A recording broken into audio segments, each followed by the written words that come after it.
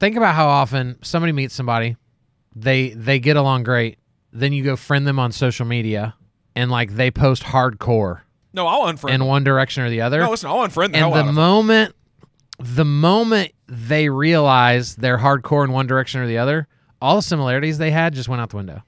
It didn't matter that they had a great lunch. It didn't matter that they sat next to each other in a meeting and they really hit it off. It doesn't matter that their kids are the same age. Once that is introduced into the equation, to me, that is just so eye-opening to the extreme lack of emotional intelligence.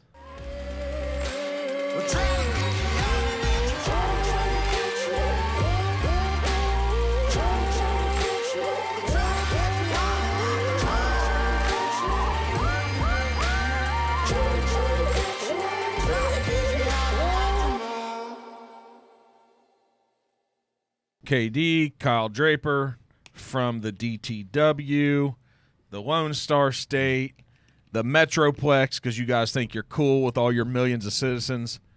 Welcome back to the NKY, to Cincy, to the love of the Northern Midwest, baby. I love it. So let's just get all these accolades and who you are and what you do out of the way. But you have a lot of stuff happening. I invited you to come to town. Flew you here, put you up in a nice hotel room overlooking downtown Cincinnati, took you out last night to a second-rate steakhouse. Yeah, because I took you to first rate. I don't want to get you too spoiled. But what happened was I made sure I took you to a lower-grade steakhouse so that you had to talk to me more and you didn't just get like all ingrained in how good the steak was. So anytime you come back to town, I got to take you back to Jeff Ruby's because that place is awesome. We won't talk about the one that wasn't good. That's food comas for sure happen at Ruby's. So all right, so here's why I said when I messaged you a month and a half, 2 months ago, you're a really busy guy now. You were going to Cancun, all kinds of stuff happening. You got a third baby on the way. We had to coordinate to get you here, but I said, when's your new book coming out? Yeah. And you're like, hey, by probably the end of January going into February, it's going to be out. Yeah. So here we are. Yep. Kyle Draper is going to publish his first book. Yep. Which is named. Do we know the name yet, or we can't know? Okay, what is it? Rethink Everything. Rethink Everything. So where's that come? So real quick before we do that, you own Content Compounding, which we'll talk about what that is today. Not just for you to sell stuff and market things, but to talk about what that business does for people in social media and their videos. You also have a brand new coaching business that you just started, which is an online coaching business for real estate agents, for loan officers. Yeah. But Content Compounding, you're actually going to expand out to chiropractors and dentists, all types of people. Yeah. So you have a bunch of things happen in your world, but this book, Question Everything, Rethink Everything. I love doing that to people. So Rethink Everything. Where did this come from? Where did the idea of this book where it come from? It came from, I'm all, because I travel and speak so much, I'm always trying to repackage what I teach about so it feels new, it feels fresh. And one of my new keynotes that I created like the middle of last year was titled Rethink Everything. And the reason I titled that was because the way most people have been taught how to do social media is wrong. And so I spent a lot of my time kind of deconstructing their belief system about social media and then replacing it with what I believe to be the right ways to do it. And so when I heard Rethink Everything, I was like, man, that's a good title. So if you're going to make that strong statement that the way we do social media is wrong, you need to tell us what right is. We have plenty of time. Let's go. Yeah. So what is right is social media was designed to be a social place for humans to go be humans and be relatable to other human beings that share in their likeness, in their interests. And salespeople showed up and perverted the crap out of it. And so in our world, in real estate, most people, they're introduced to social media like this. See all these sales tools you've acquired? That over there, social media, is now a place where you can go take those sales tools to hopefully sell more houses. So to come back to what I believe the value of it is helping people realize if you would just go be yourself, show up regularly so that you're top of mind to people, you'll win in your business. But we've got to rethink the bad habits that other people have helped us create, because not social media people have been teaching people how to use social media. So in our why, industry. when you say rethink, why don't we need to also like rethink and take action? Because we just came from a you came to town, so I'm like, hey, let's do the podcast and combine it with a sales meeting for my real estate company. Yeah. And so every keynote that you do, you speak to thousands. You speak in front of thousands of people now. Yeah. Isn't the big struggle, whether it's the largest name in self-help, all the way down to you when you started 7 years ago, isn't it? You know what we need to do. Yeah. You're just trying to convince us to do it, and so few of us take action. Which is why at the end of every chapter, there's an action item. I don't want any chapter to get read that somebody just goes, huh, that was cool. That was great. That makes sense. Without also being challenged to like, let's stop right now and go do something. Because that's it. Everybody we know knows enough to be more successful than they are. So why don't we do it? Whew. I guess we have the time to talk about We it. do. Let's go. I think it starts with ego. When we look at, we were talking about this late last night when you kept me up to the wee hours of the night before you put me under the microscope for 5 hours of content. We talked about how in the social media world, it's one of the few places in life where really in order to get better, you have to kind of go suck in public. Like to just rip the Band-Aid off of social media, you have to just be willing to go, okay, I'm going to start doing this, and I'm going to mess up my words, and I'm going to forget what to say, and half-naked kid's going to run through the background of my video. Like, it is what it is, and that's super hard for people because, man, ego is really important to most people. They want to look cool. They want to feel valued.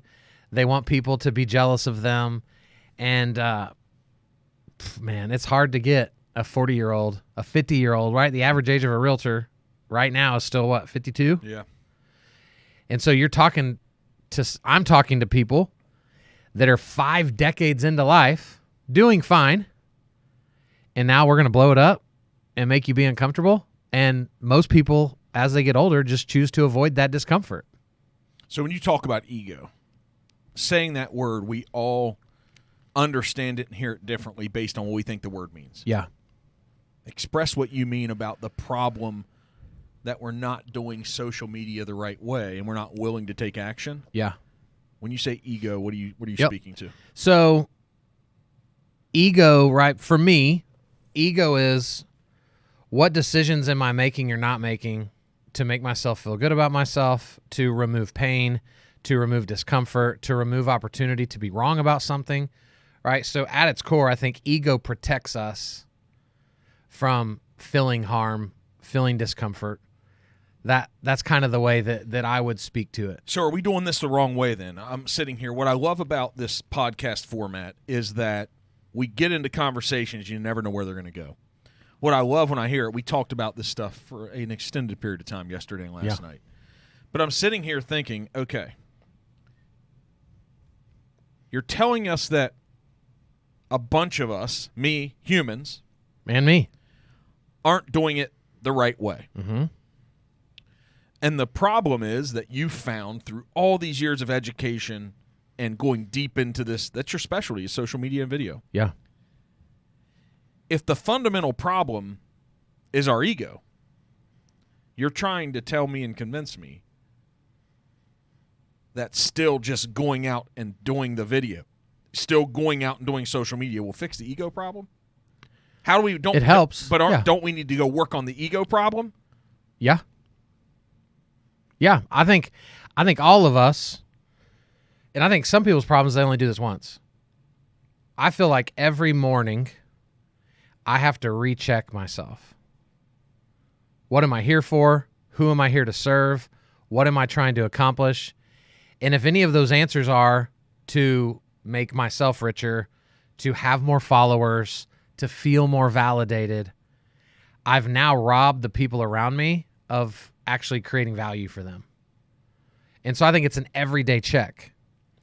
But the reason this is so is pontificated, is that a word? Did I just make that up, or is that a real word? I think it is. Know. I'm only 40. Pontificate is a word. Yeah. So pontificated, we're going to go with it. It's a word. Yeah. So Jack Thesaurus in the background. Yeah, they'll tell us if that's actually a word or if we just made a Kyleism today. Well, but the reason this is such a big deal for social media specifically is, bro, because we want to be validated so badly, we chase after the wrong metrics on social media.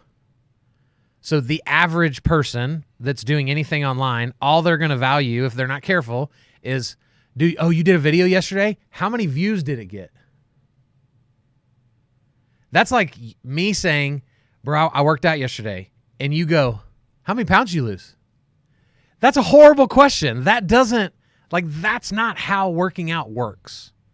That's a bad metric for consistency over time, right? There's other questions that should be asked to validate that action. And so when all we care about is, well, how many views did it get? How many comments did you get? How many shares did it get? Or, man, I did a home tour video. Oh, did you get a listing from it?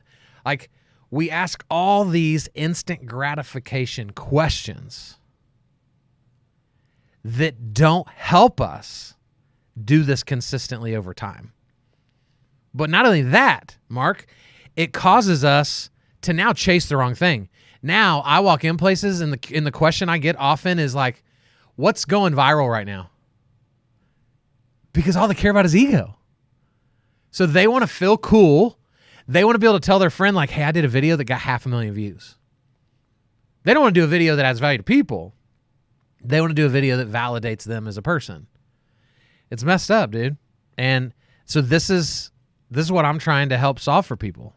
So I'm sitting here and I'm like, we're trying to commoditize each other. And none of us want to be that. Because if we're just trying to go out and say, let me make something that has someone like it. Let me make something that someone subscribes to my channel. Let me make something so I get more attention. I'm trying to commoditize, which is opposite of providing value. Right. Right?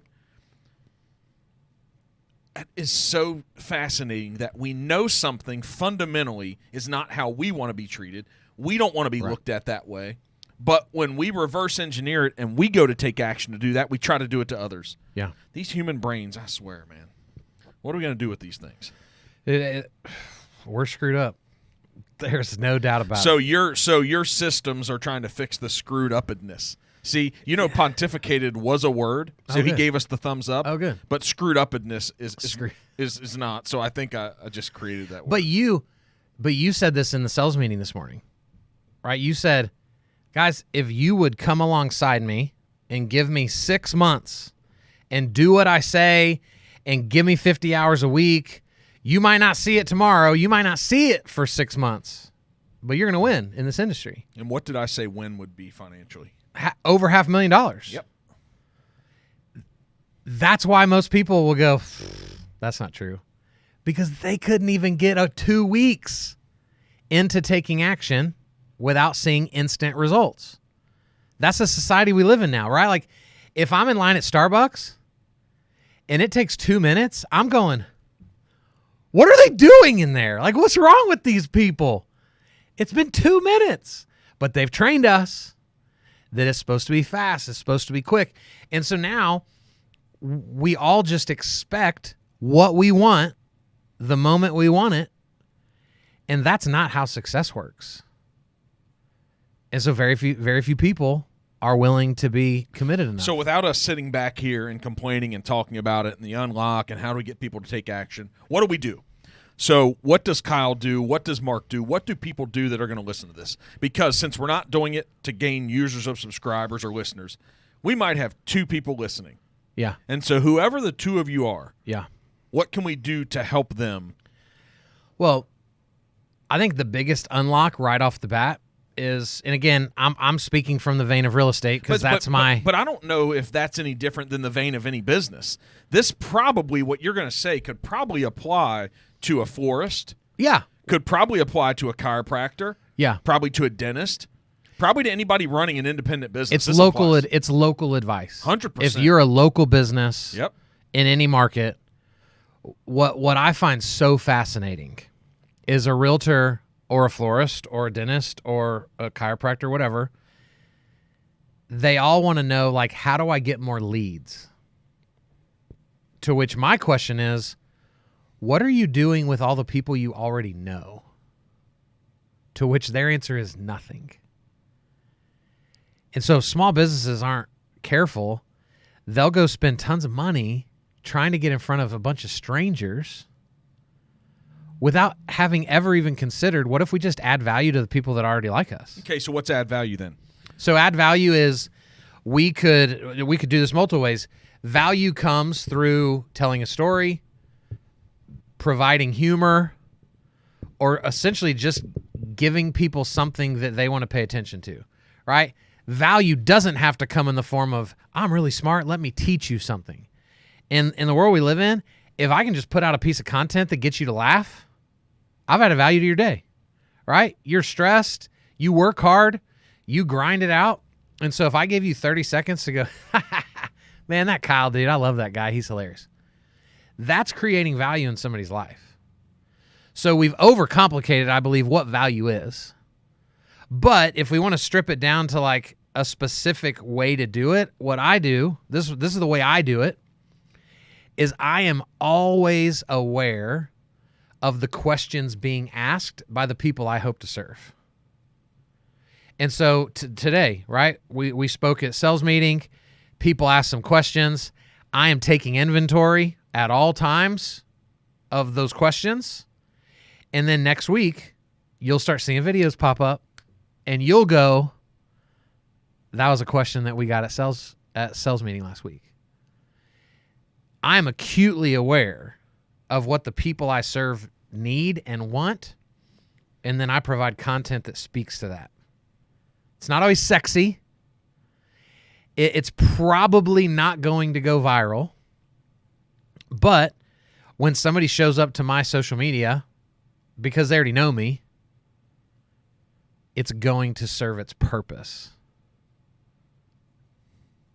And that's the power of it. So is the issue that the purpose it's serving is up for debate these days? Oh, sure. People can debate it. They'll be wrong. Right? Which is like the video we watched today. That guy believes it. And there's a lot of other people that believe it too. It doesn't make it right. Mm-hmm. Right? Mm-hmm. We believe it's not. Mm-hmm. But that's, I think a lot of people love to preach that, like, well, the value is what you provide, like, once you already have them. So do whatever you can to get them.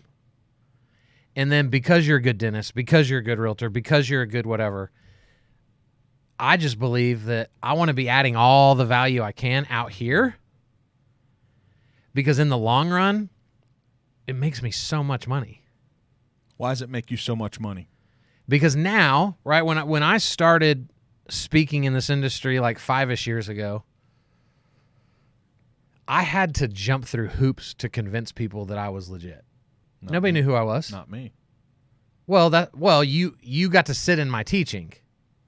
So that's proving what I'm talking about right now. Okay, prove it. All right? You sat in on an hour-long seminar from me. That's content, right? Gary Vee's doing those everywhere he goes and then chopping that up into content. And so now, because I've done thousands of videos, very few of which sell anything to anybody, they're all about value. They're all about leading with what's in this for that person, not what's in this for me. So that when somebody goes, man, do you know Kyle Draper? He spoke at an event that I was at last week. Bro, he was incredible.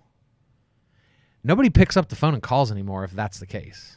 They go, really? I've never heard of him. Boop.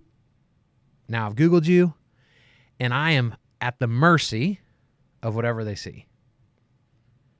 For me, that's a good thing.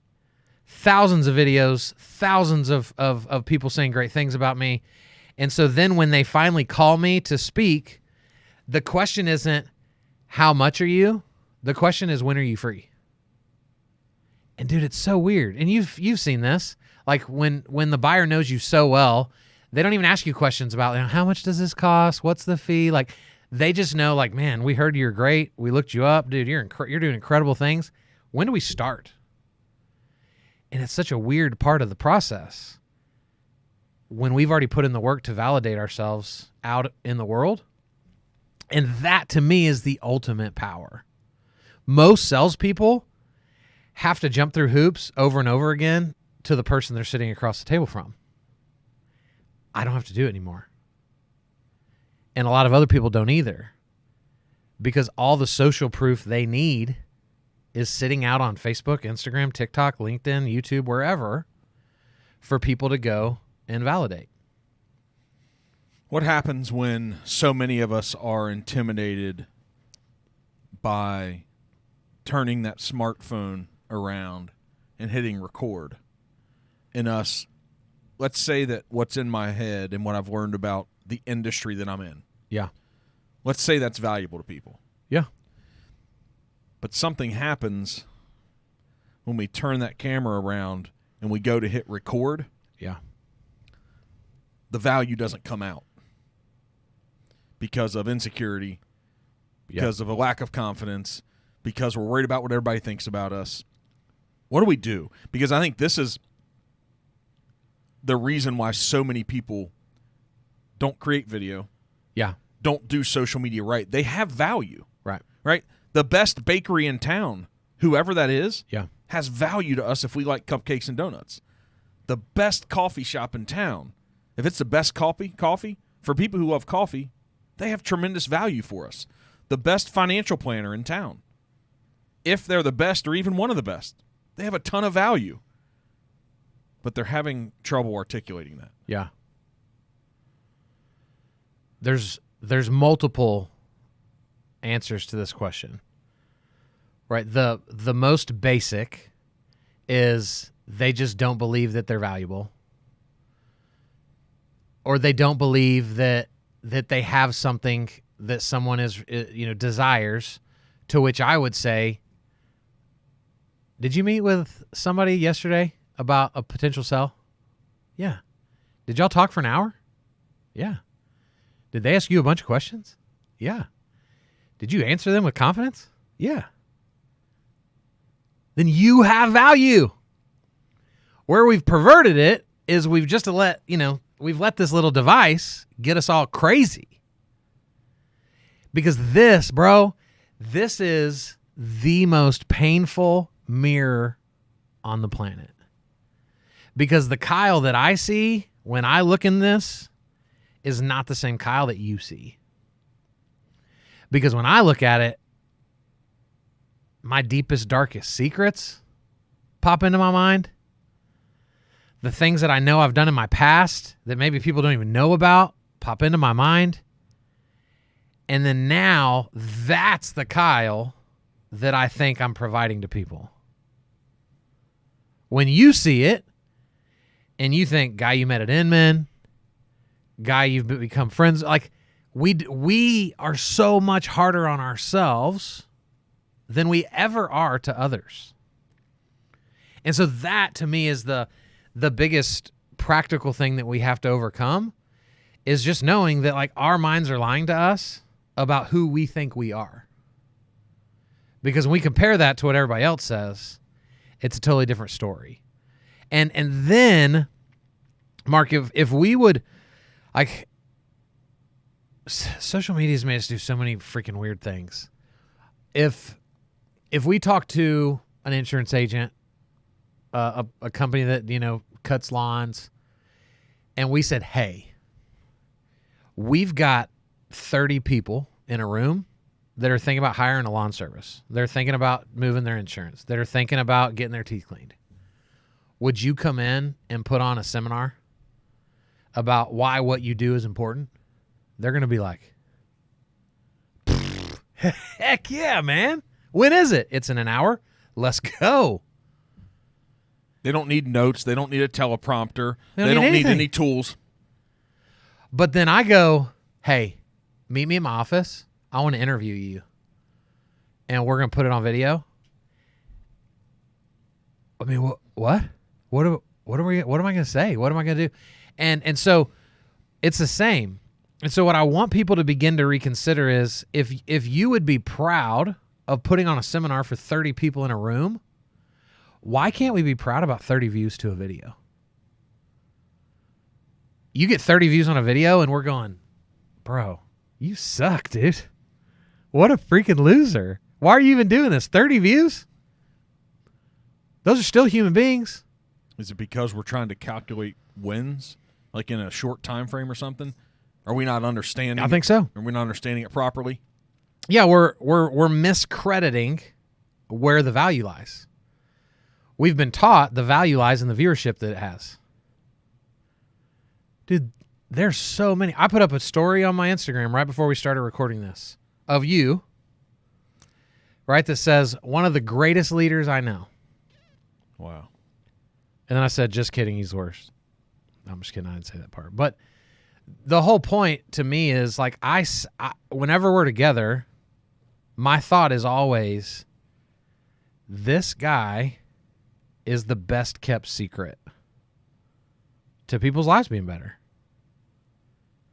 If you weren't strong mentally the way you are, right, you could easily be like, well, I suck, dude. Not enough people know who I am, and we don't have a ton of followers yet on the Necessary Entrepreneur, and but you don't need all that fluff to validate who you are as a person, because you already believe and know who you are as a person. Most people go chasing that fluff, and that becomes their whole motive for everything they do. And it's dangerous. Yeah, success, man. Success requires a long runway. And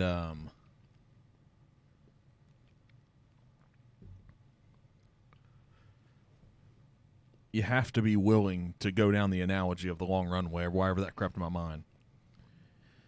You have to be willing to go the distance, to take the full runway if necessary, and to have faith that you got enough thrust. Yeah. Right? Yeah. That you're going to have enough lift when you come to the end of that runway, wherever it is, for the plane to take off. Yeah. But I think what happens probably is you probably slam on the brakes of the airplane because you're like, this ain't going to work. Because that sure is going to hurt. If we get to the end of this thing and I don't clear those trees, that thing's going to hurt. Yeah. Now, in the real world of being on that airplane, yeah, it would hurt. And a lot of people would die. But in the real world, what we're talking about running a company, about leading a team, you don't die. You just you might learn a hard lesson. You might end up taking an L, a big one. But the great news is our airplane's not destroyed. Mm-hmm. Right? The runway's still there. You can go back and do it again and realize the adjustments you need to make. I guess there's not an all-in commitment to this thing. So if I am capable of living up to this thing of, no, who's the best? I don't know, man. Like, what's the greatest? I just know, like, am I fulfilling my job as the leader of the company, of the team, of the group that I'm supposed to lead? Well, as long as I'm trying to get better every day, I am. But let's just say that I'm fulfilling that. I have to be willing to die for it. And when I mean that is give my life to it. Give my entire professional life to an idea of a company, a team. And if it ends up being just one bakery, it's probably going to be the best damn bakery there is in whatever area you're competing in. But if you have a runway of, I'm going to give this thing 18 months. I'm going to give this thing like 3 months. I'm going to give this thing 6 months. Based upon what information? Right. You've never done it before. Right. You think just because someone else did it in 18 months, you think you're that good yet? You think you have the recipe figured out yet? No. Yeah. No, you don't. And so I think the pain of life when you're catching a lot of L's and you're catching a lot of losses and a lot of failure coming your way, you're worried about what everybody's thinking about you. You're worried about paying your bills, which is real. Yeah. Right? You're worrying about, is every day every day's not going to be a win, man. As I sit here and think about this, and you just have to accept it. You just have to accept that there's going to be days, weeks, and months, and maybe even years that just aren't going to be wins. You're going to be treading water. You're going to be in survival mode. Yeah. And you just got to keep going. And so if someone makes a great leader, it's probably that idea, right? It's this willingness to tolerate a high level of pain. Mm-hmm. I don't want it. I don't want it. But I have to accept that it's going to happen and it's going to be there. Well, and so unfortunately, the pain is what most people are avoiding.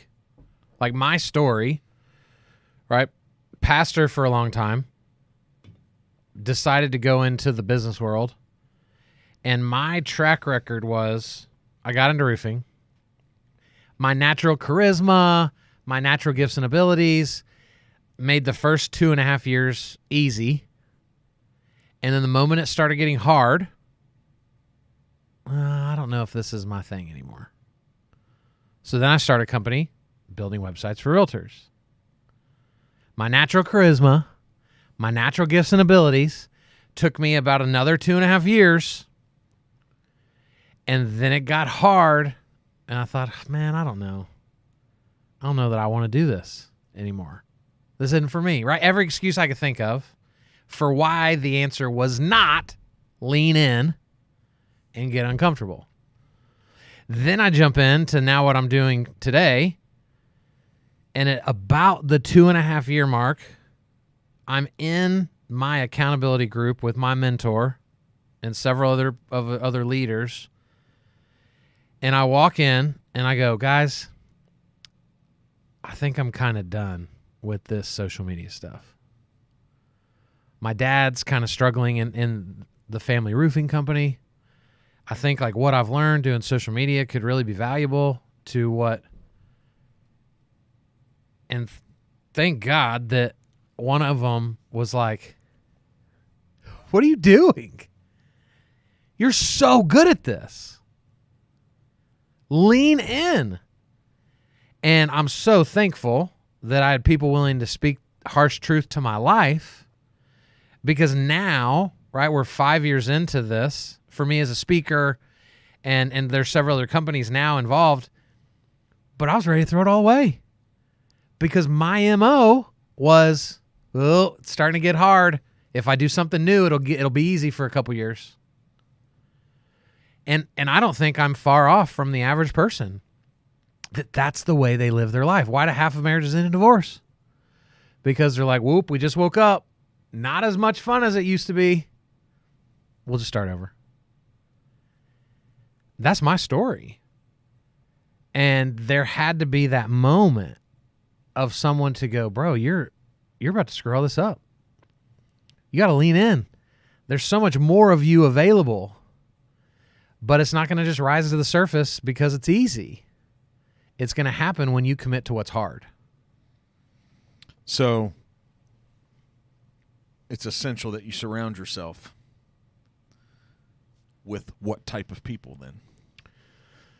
Not yes people, which is what most of us surround ourselves with, right? In anything, we want to surround ourselves politically with who thinks like us. We want to surround ourselves economically with who thinks like us. Our best friends are like our goal in life, if we're not careful, is to just be comfortable. And so I have been, over the last several years, I've been very intentional about putting people around me that I don't align with spiritually on purpose, because I want my faith challenged. Who am I to think I'm right about something, but don't challenge me?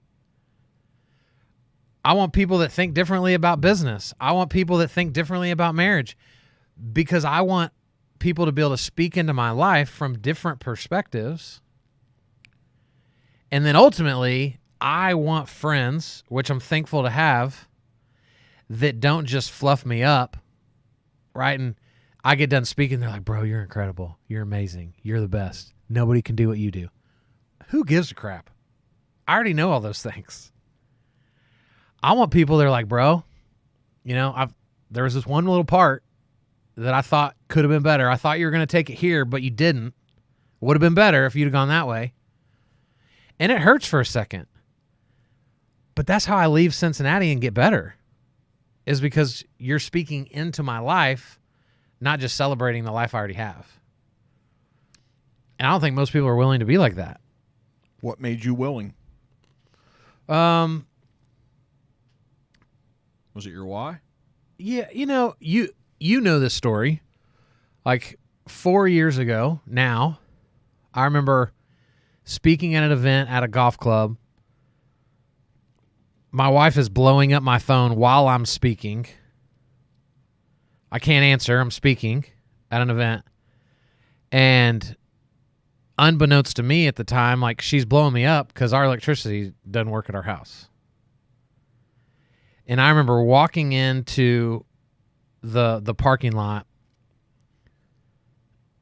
finally responding to my wife, and the reason the electricity wasn't on is because I hadn't paid our electric bill because there wasn't enough money in the bank to do it. And it was just this pivotal moment that I finally was coming to terms with, like, this is what being comfortable is getting you. This is it. And so I remember sitting in the car that day. I made 4 phone calls that I should have made 3 months ago.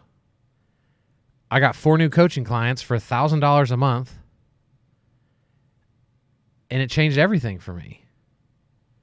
And that was really the moment, because I think even before that, right? Like, I'd always said, like, I've been put on this planet to enrich the lives of people. I've been put on this planet to leave people better than I find them. And that sounds super sexy to say, but my actions weren't backing it up. And it was affecting, at the time, the 3 people that I cared the absolute most about, my wife and our 2 kids. And, like, that was the unlock for me. And so I know now, like, our goal, me and you, is, like, we want to help people avoid the extreme pain moments that we've experienced. But unfortunately, for a lot of people, we can say everything we want. We can give them all the advice. We can give them the steps that we took in our own lives. And until they feel that moment, it may never change for them.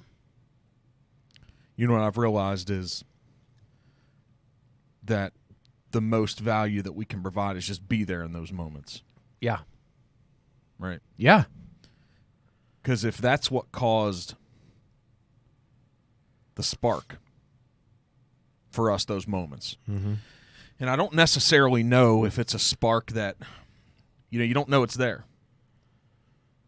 Right? I wouldn't recommend anybody intentionally, Yeah. right, letting the fire go out. Yeah. I wouldn't recommend it because it sure gets freaking cold. Yeah. And unfortunately, if you're out of fuel, not enough to feed the fire, out of wood, and the fire goes out, sometimes you never find the spark. There's people in this life, people you probably know, you hear about. Yeah. It's like, man, they got dealt a bad hand. And so it's better not to have to go to the depths of needing something to spark you so you can light that fire again. However, if you're someone that in those moments you show resilience and there's a perseverance that rises from somewhere, it's going to make you capable of things you never knew you were capable of. Yeah. It's going to allow you to be able to face problems and adversity in life that you didn't even know there were levels of that. Yeah. And every time I see someone in their life overcome just massive turmoil, whether it was self-imposed or not, I just know in these quiet thoughts to myself, and boy, like, they're ready to crush life, man. Mm-hmm. Because they now know they can deal with that. And life most likely isn't going to get that bad again. Yeah. Right? Because you know when you see it coming, you can avoid it. You know what moves to make. But if for some reason it does, you already know you can handle that. Yeah. You know you can take it. I got this. And it just causes so much more confidence, I think. Yeah. And it creates so much more self-esteem that there's not the doubt anymore. We've proven to ourselves. Well, and let's even just take this to the practical. Like, we don't have to have the story, like the file a bankruptcy story, you lost your marriage, right? Like, we don't have to just live on the extremes. What I've learned just here recently, like I've gotten just way more committed to my health to start this year. And what I started realizing is before January, right? Last year, year before that, as many years as you want to go back, I would quickly realize if I said the night before, I'm going to go work out in the morning. And then I wake up and don't go work out, I literally start my day failing myself. Start my day that way. So then you take it and somebody goes, man, I'm going to do a video today. And then you don't do the video. You started your day failing yourself. And so what I've seen just recently is my life is already so much better when I actually start my day showing that what I'm capable of. Man, I did go to the gym this morning after I dropped the kids off at school. That little bitty thing changes everything. Yeah, I think we need to prove it to ourselves instead of we're looking for other people to prove it to us. Yeah. Right? Yeah. And so often we're not willing to do it and let ourselves off the hook. And, I don't give a shit what anybody says, man. It's like, here's the thing. If you're focusing on all the bad things that happen to you in life, what continue to happen, that is called victimhood. And here's what I know. There's a lot of people that have been victims of a lot of things that are really terrible in this world. Yeah. But also, we self-victimize ourselves. Yeah. We create so many of these problems. And it's fascinating that you can have that moment where you wake up and you've become more healthy and more health conscious over the past couple months than maybe ever in your life. Yeah. Where'd that come from? I think a big piece for me was, I'm 40. Congratulations. And yeah, thank you. I didn't realize that was an accomplishment. So when you get there, you need to feel like it's one. Thank you for that. So, we have 2 kids already that are 10 and 8, and a third now on the way that'll be here in May, end of May. And I just woke up within a couple days of that realization of, man, I'm be a new dad again at 40. Man, I better get my freaking crap together. And it just awoke something inside of me that said, like, I don't want my third kid to have a lesser experience of me as their dad than the other 2. But you actually misstated that. Oh, did I? Yeah. Correct me then. The experience they're going to have with Grandpa. Yeah. It's really cool. Thank you. So, but that was it. I said it in the sales meeting this morning. I've just always been the I'll start on Monday guy. Yeah, man, I'm pumped about that. Okay, so for everybody that knows that about themselves, yeah, what's the spark and the trigger? Like, what can you help them think about? We know it. To literally take action. I was talking to Phil Treadwell, a buddy of ours. He started this thing called M1 Academy. Right, it's all about mindset. It's speaking to the wholeness of a person. He's helping get your workouts dialed in, your eating habits dialed in, like all that stuff. And he's been on me about, like, bro, get in here. Like, I'll help you get more dialed in. And I just told him this last week. I was like, bro, I haven't been working out for a decade. There are levels of dialed in I need to get to first before I need what you have. I said, I'm still just in the mode of, like, showing up at the gym.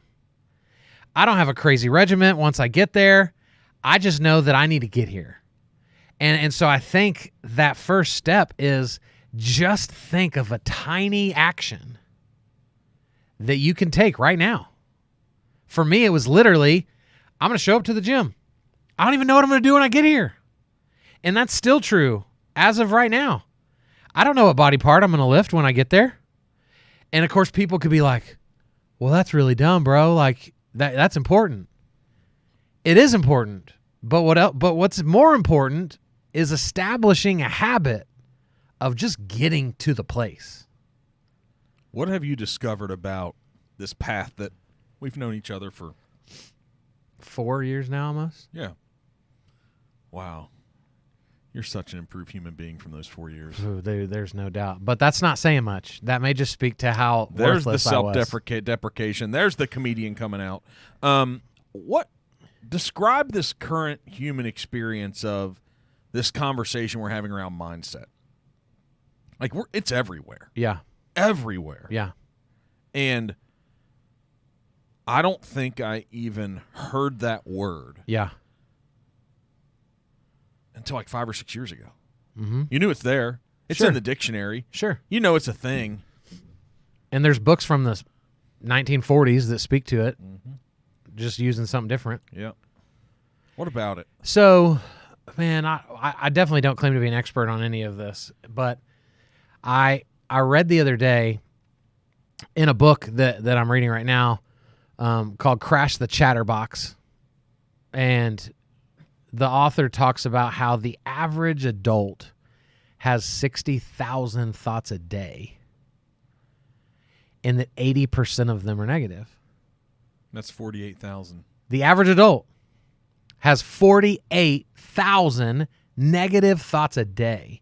And then to make it worse, most of our thoughts are reoccurring thoughts. So it's not like we let the negative thought out and then it leaves. It's coming back every day. And so I think that's why we have to take control of what we allow in. And we can make a list of what that means. Part of that is who you surround yourself with. Part of that is getting your spouse to be on board with the growth that you're choosing to have in your life, right? Because I'll tell you right now, if you start trying to like go do video, you know who's going to be the biggest deterrent of future videos? Your spouse. When you get home and they go, I saw you did a video today. What was that about? They don't even know what they're doing. And if they knew what they were doing, they wouldn't do it. But they're speaking negativity into your life, and you will not, unless you're Superman, you will not make it when the person's opinion that matters the most is never moving you in a positive direction.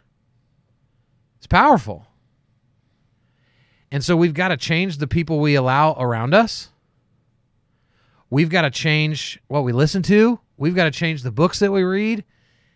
And whatever that looks like for you, like, bro, just the power of positive thought.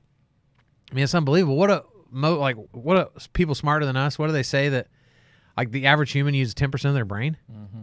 I don't know if that's true or not. I think it's true. Yeah. Why do you think it's true? Because when you just really look at like what the brain is, and then all of a sudden, like, we just know how to use the whole thing, it just feels like something that as we chose to really understand, right? Because think about how fascinating it is that you can have a conversation with the left side of your brain to then trick the right side of your brain. And it's like, wait, what? I can trick the other side of the same brain? It's wild.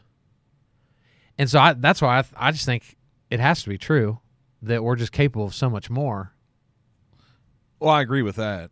You know, through this personal journey of my life. Yeah. That if I look back and see, I want to grade myself. I want to grade myself against the mark of last year, against the mark of 3 years, the mark of 5 years. Not to judge myself, not to feel bad, not to have negative thoughts. I want to judge the growth. And the growth that, am I more capable? Do I understand more things? Can I do my job? Can I be a better friend? Can I be a better significant? Can I do that thing better? Yeah.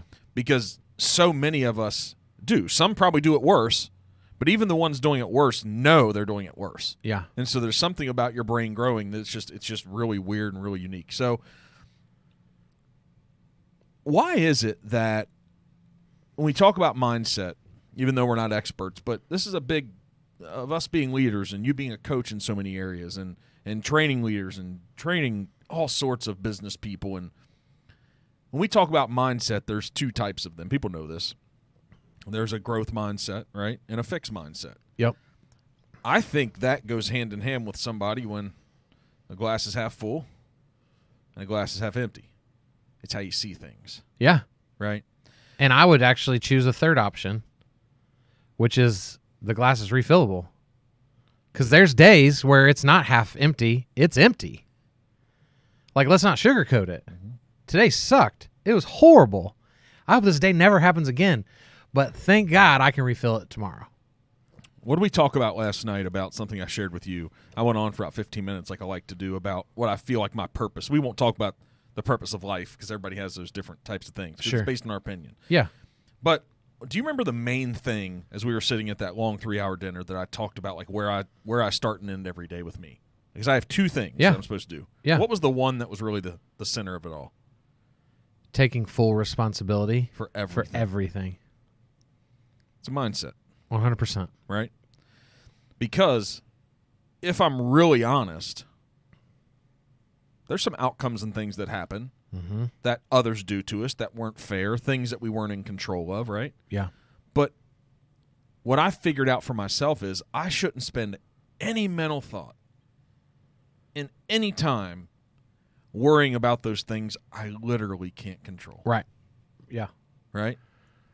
Because even if I hurt you and it's not your fault, it doesn't benefit you to just sit around and wallow and, man, I can't believe he would do that to me. That was like my friend. So what do? I make sure I don't spend more time with you. Yeah, but then that's the move. You're also going to dissect, like, was there something I missed about Kyle?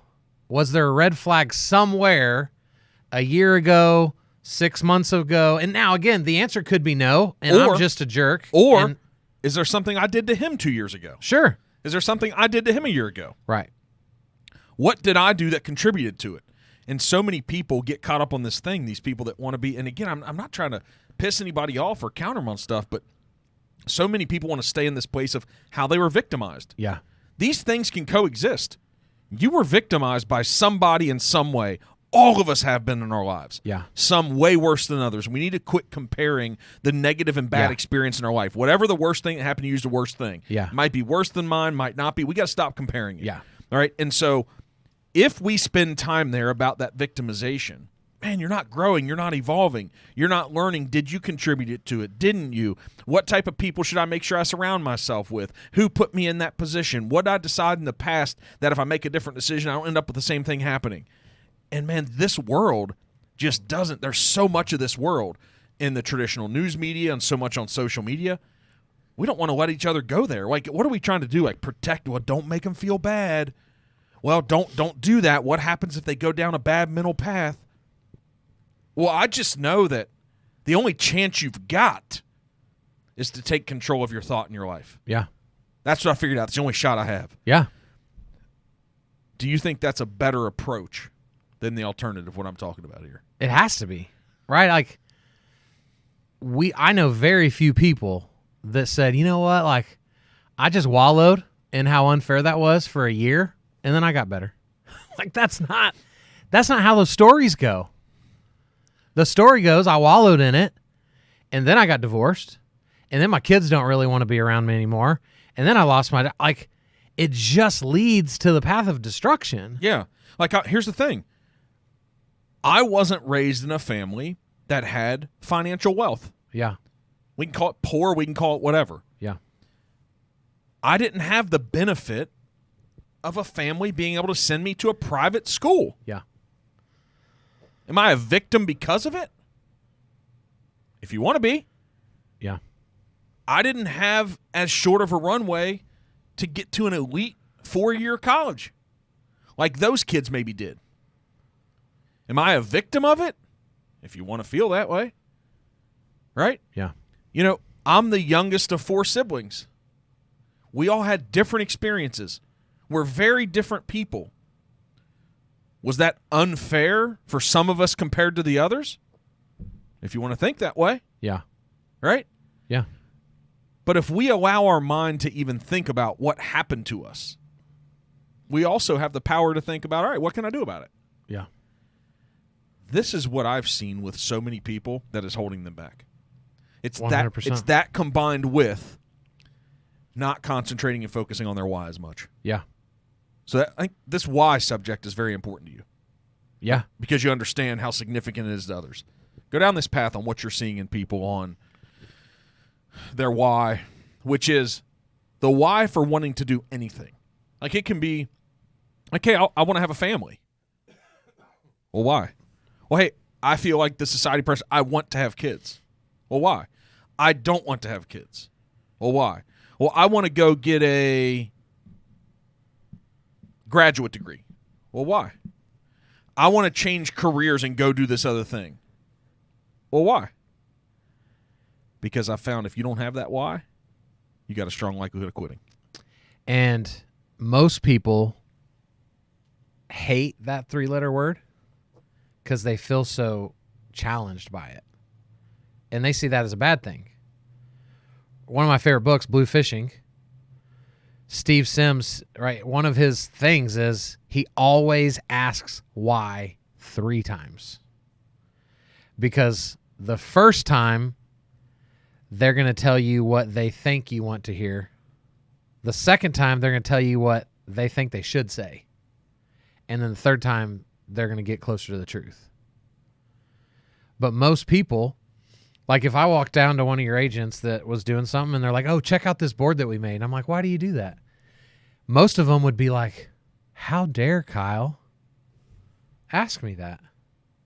Instead of seeing it as a moment to get a little better clarity on why do we do this board. You know, I've never really thought about why we do. It can deepen the belief system that we have, right? I do this, like I'm a very faith-oriented person.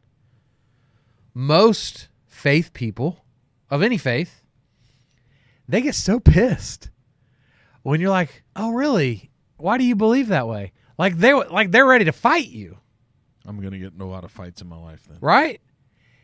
Instead of going, man, you know, I don't know. I guess it's because, like, that's how my parents raised me. Well, why do you think they raised you like that?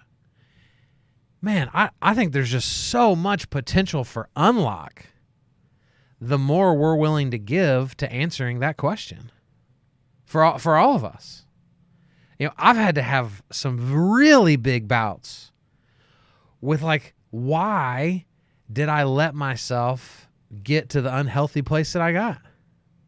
It's not that I didn't know how to work out 10 years ago, right? Like, it's not like there was a book I hadn't read yet that was the unlock for people. And gosh dang it, I just hadn't found it. That's not cool. That's not fair. It was having to get real with bigger issues than you want to let people in on. And we've gotten really good at spending most of our lives at avoiding all of that. And it's super dangerous. Why? I think because the further down that rabbit hole we go, it uncovers pain that we've never truly dealt with. But then it's also going to require a new version of me that will be painful as well. Like, it's painful to truly look at, like, okay, cool, like that went okay, but how could it have been better? Like, that's painful. Most people just want to be like, it was pretty good, it was solid, and then just move on. But that's not how growth happens. And so we avoid it at all costs. What's it feel like to be on stage in front of 1,000 people? Bro, it's incredible. It's incredible. Now, that's probably not true. That wouldn't be most people's answer. But, you know, like, and I don't know, maybe you'll ask me why 18 times in the next 10 minutes and we'll get to the bottom of it. But I just feel like I was put on this earth to be on stage in front of people. Like, that's just what I feel. And so, like, I tell people all the time, I want to throw up every time I speak. I sit off to the side and get nervous every time. I've done it thousands of times. And yet every time I'm still nervous. But the moment it starts, it's like, this is what I was born for. And it's an unbelievable feeling. So I love it. What did it feel like the first time? Oh, it was horrible. This is one of my favorite stories to tell. So I'm 21 years old. I was finally given, this was my first chance to preach at our church to the youth group, 30, 40 kids in a room. And so I preach, and with this, we were in a 110,000 square foot building. Used to be a big furniture warehouse, massive, massive building. I walked off the stage, ran to the other end of the building before we let the kids out, and hid in a dark room. My boss calls me, and I'm like, bro, I feel sick. I think I'm going to throw up. I'm lying because I was like, this was the worst. And I remember sitting on a couch in this dark room, literally going, God, you suck. You're the worst.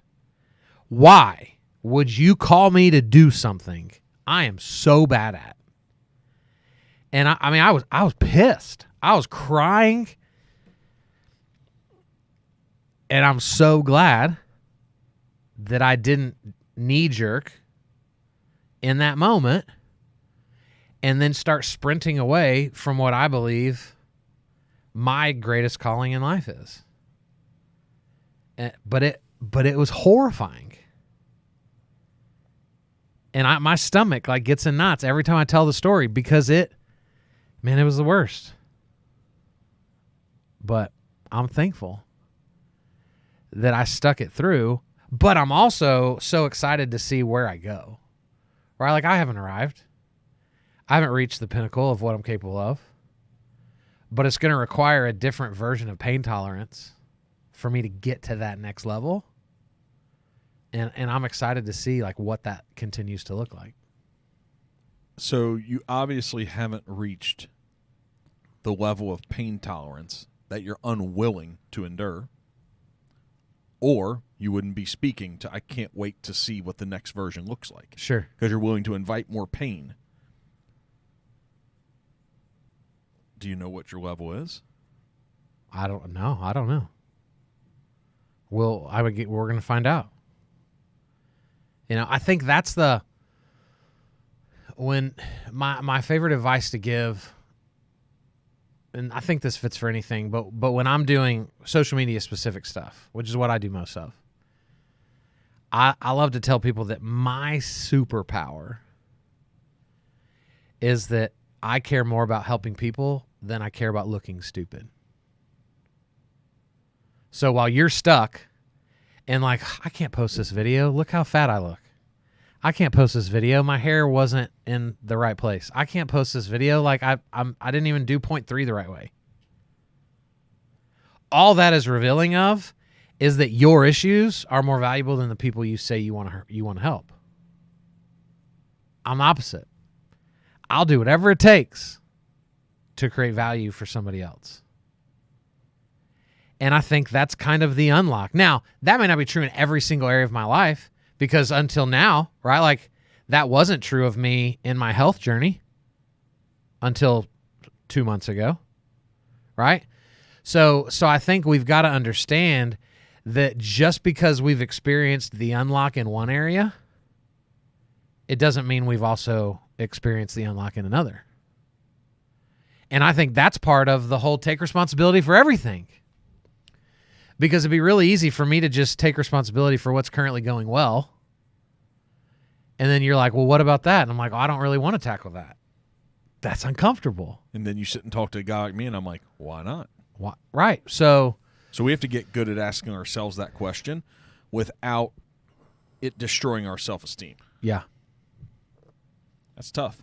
It's super tough. Because I don't even know how this happens.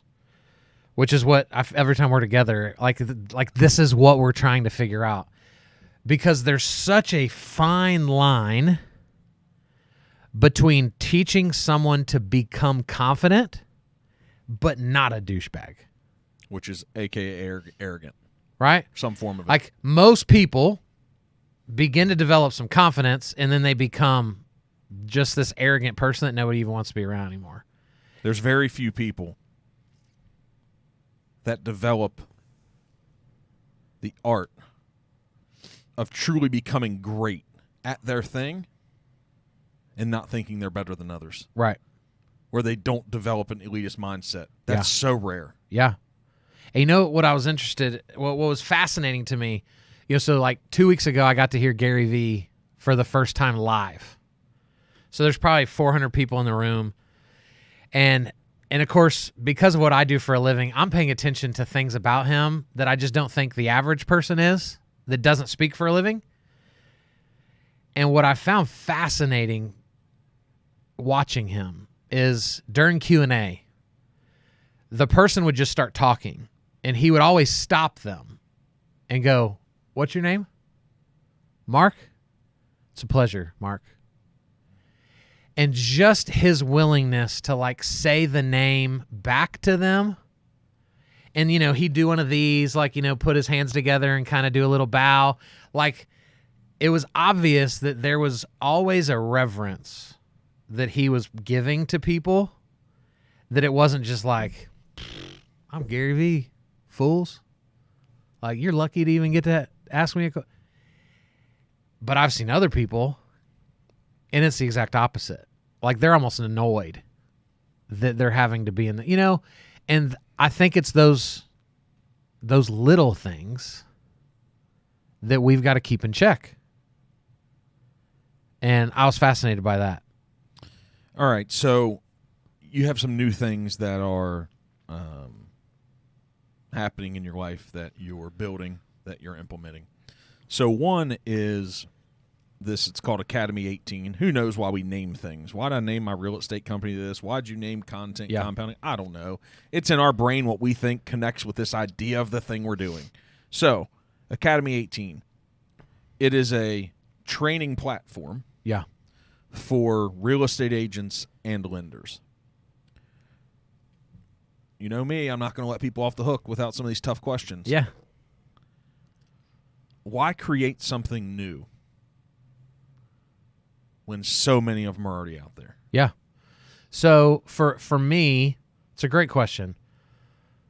The 18 comes from, I've always heard growing up, the most important distance traveled is the 18 inches from your head to your heart.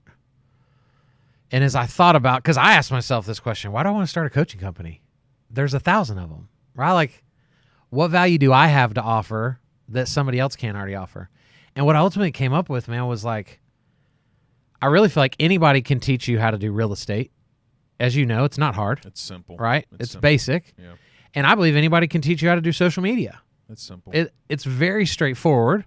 There's plenty of paths out there that if you'll just be consistent and follow it, you'll win. And what I ultimately came up with was, I think there's very few programs available to people that truly want to teach to the heart of people and help them internalize this and not just see real estate as a job, but see it as a calling. And not a calling like, it doesn't have to be a spiritual thing, but just that like there is a greater purpose at work because I exist in this space. Lives are being changed. Yes. Am I paying off some debt and am I bettering my life for my family? Yes. You can go do that anywhere. I wanted to create an environment where like we saw it different and we truly see it as like I am accomplishing something far greater than just how many dots did you put on the board? How many sides did you get last month? And really make it intentional about the conversations you're having with people and the intentionality that you're putting into the way you work alongside others. And so that's really what it came down to for me. Is there a bunch of unique training in it that they're going to be like, oh my gosh, you're brilliant. I've never heard. Did you just make that up? That's not what it's full of. Even like, because I would say, I don't really even think it's a coaching company as much as it is an accountability company. We so don't want that. We hate it. Humans hate it. Right? Like, I don't need a personal trainer at the gym because I don't know what a curl is. I don't need a personal trainer because I'm like, what button turns this treadmill on? I can't fit. I need a trainer because I need accountability. Because as this gets harder, I'm now more likely to quit. And so I think that's like, people love to poo-poo on coaching. It's not the coaching part they're really pooping on. It's the accountability part. Don't hold me accountable for doing hard stuff. That sucks. And so that's what it's about for me. But from my humble opinion, if I were to have someone coach me to get better, because we can all be coached, we just realize we get these moments where we need an unlock and we can't find it ourselves. It's like being the president of the United States. The person that would be the best president is the one who doesn't want it. Yeah. I don't want to coach anybody. Yeah. I don't want anybody to pay me. Yeah. I don't want anybody to need my advice because I just want them to do it. Mm-hmm. I don't want them to have a daily mental grind and spend 2 hours trying to convince themselves to do that curl.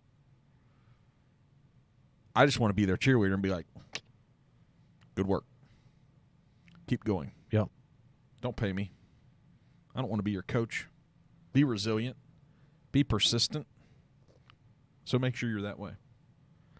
Oh, I thought you were going to say that I should just turn it into a nonprofit. No. No, I think that we need to be rewarded based upon the skills. I'm a capitalist at heart. I do. I think that drives people to be better, to serve more. Well, and I think, and this is true. I don't want to speak for everybody, but I know it's true for me. If pain isn't involved, I won't do it. Like so, for you, like you love as a broker owner of a company, like you just love to be able to pour into your people. You pour into me. You pour into staff. You pour into other people around the country, and the right person is receptive to that. But as you know, the majority of people, they don't take free advice because that's everywhere. You can go pick up an $8, like you could go find any real estate book on the planet at a half price book. And if you'd actually apply it, you would win. But most people need the pain associated with it. Otherwise, they won't follow through. That doesn't make any sense to me. I know it doesn't, but because we don't want pain. Right. Yeah. So why do I need pain? Well, I mean, pain is at the core of anything that's getting better. Pain sucks. I know it does. Right? It's dude, I can't tell you how many times in the last month that like I don't want to sit on a couch or get up from a couch because I know the pain involved in lowering myself and I know the equal pain involved in raising myself. But if it's not for, like, if I'm never sore after my workout, there's a great likelihood that I'm just going through the motions. I'm not actually affecting. All right, let's talk about change. pain. So this social media thing, it's your entire life. You live there. Yeah. You see the good, the bad, the ugly, what people aren't willing to do, what they should do, people screwing up. What do you value when you see someone else doing social media? A product, a service? What do you value? That's a good question. I think watching people like be comfortable in their own skin. And again, I don't even know if it's true, right? But I think when I watch people on video that I'm like, man, I dig that. Like that felt real. That felt authentic. When I can tell that it feels like you're not performing, you're just like putting your heart out there. I think that's really what I value the most. I think that's it. Because the best thing for people to take away from, the right way to do social media because you've studied it so much and you do it. So you're the guy that knows how to teach it. So when Kyle's not the teacher, when he's the average human going to a movie, taking your kids through a drive-through for a slushie, Yeah. right? Picking where you're going to go to dinner, where you're going to go on vacation, who you're going to buy insurance from.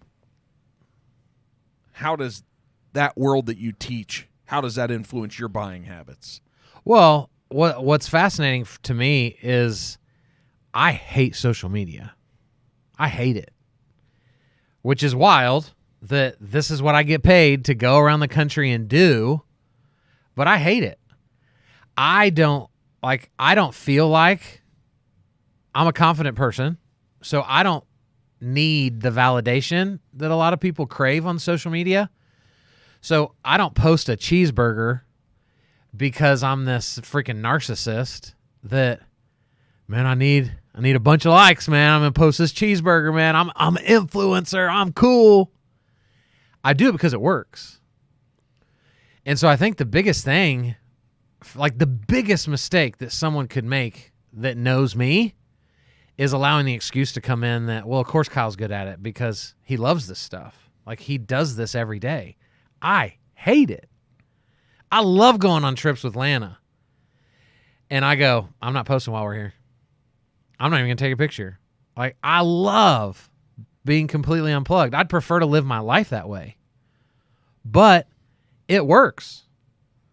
And so I look at it very similar to working out. I freaking hate it. I don't think I'm ever going to be the weirdo that, like, loves to run or loves to lift.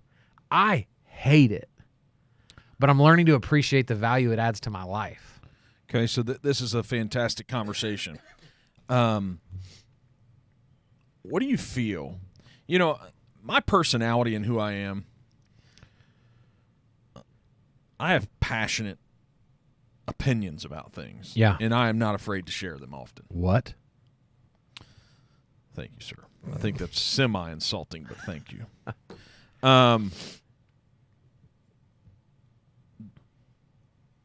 We're listening to a lot of people in our ear to tell us to chase our passion. Yeah. I'm not. You might be. Absolutely not. I think those people are so fortunate and lucky that, like for example, my mom. There's two things she said she wanted in life. That's it. She wanted to be a nurse, and she wanted to have kids. If you sit and talk to her to this, she's very humble, awesome lady, led by example, showed me an example of work ethic, care, love, all these things. I don't know how much of the credit she gets for this guy sitting here today, but she sure gets credit for the foundation. Yeah. And without a strong foundation, you're going to build a weak house, something that falls easy. And so she went and became a nurse. Yeah. And she didn't become a millionaire. She lived humble means, didn't become really wealthy in life. But she feels completely content that she did with her life what she wanted to. Yeah. I'm not that fortunate. I never had that feeling about anything. There's things that I liked playing sports. I'm 5'8", fast. If I worked really hard. Are you fast? You're still fast? Well, I used to be until I have a screwed up hamstring. But at 44, I still would be fast. I still got, leaping up the steps. I can still take two at a time pretty quick. Come on. I might hurt the next day. But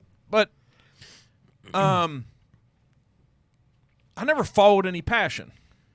Yeah. And so if I would have waited for it to show up, I don't think I would have been taking advantage of this opportunity of life as well. Yeah. And a lot of people get upset and get depressed about the job, the profession, the thing that they end up doing, and they look back on life and they're not happy. But what I have found, I've had two long-term job/careers. One at a young age until I was 25. I was in a retail environment. Did very well for someone very young that didn't have the traditional college degree then. Did very well against all odds, what this world would say odds. But I went all in. And every day when I got up, what passion can you find around retail? I mean, come on. Sure. Right? Yeah. But the passion inside of me was, if I make a choice to do something, I'm going to do it the best I got, man. Best I got today. And if I do that, and if tomorrow, one more day, best I got again. It's going to continue to get better day after day. And then that leads me to a place where, hey, I'm smarter. I understand something about life. I'm working harder than others. It gives you opportunities. You get more pay. You get a raise.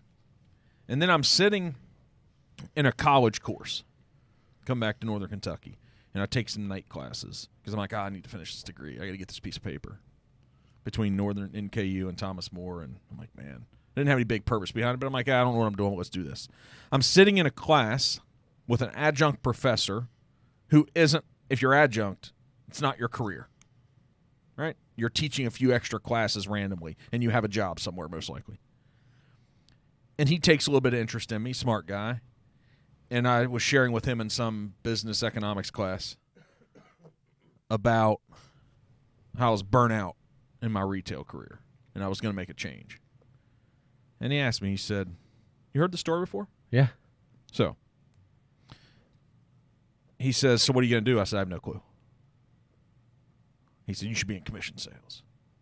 I'm like, yeah, a lot of people have told me that. Why is that? Well, in personality and connections with people and all the same stuff. I'm like, you probably identified something pretty well. And I'm like, well, what about commission sales? He's like, I don't know. Maybe go get a real estate license. Until that night, in that class, trying to finish a degree that I wasn't passionate about, in front of a professor that had no impact on my life until that moment, did I ever think about having a career in real estate. I went and did it.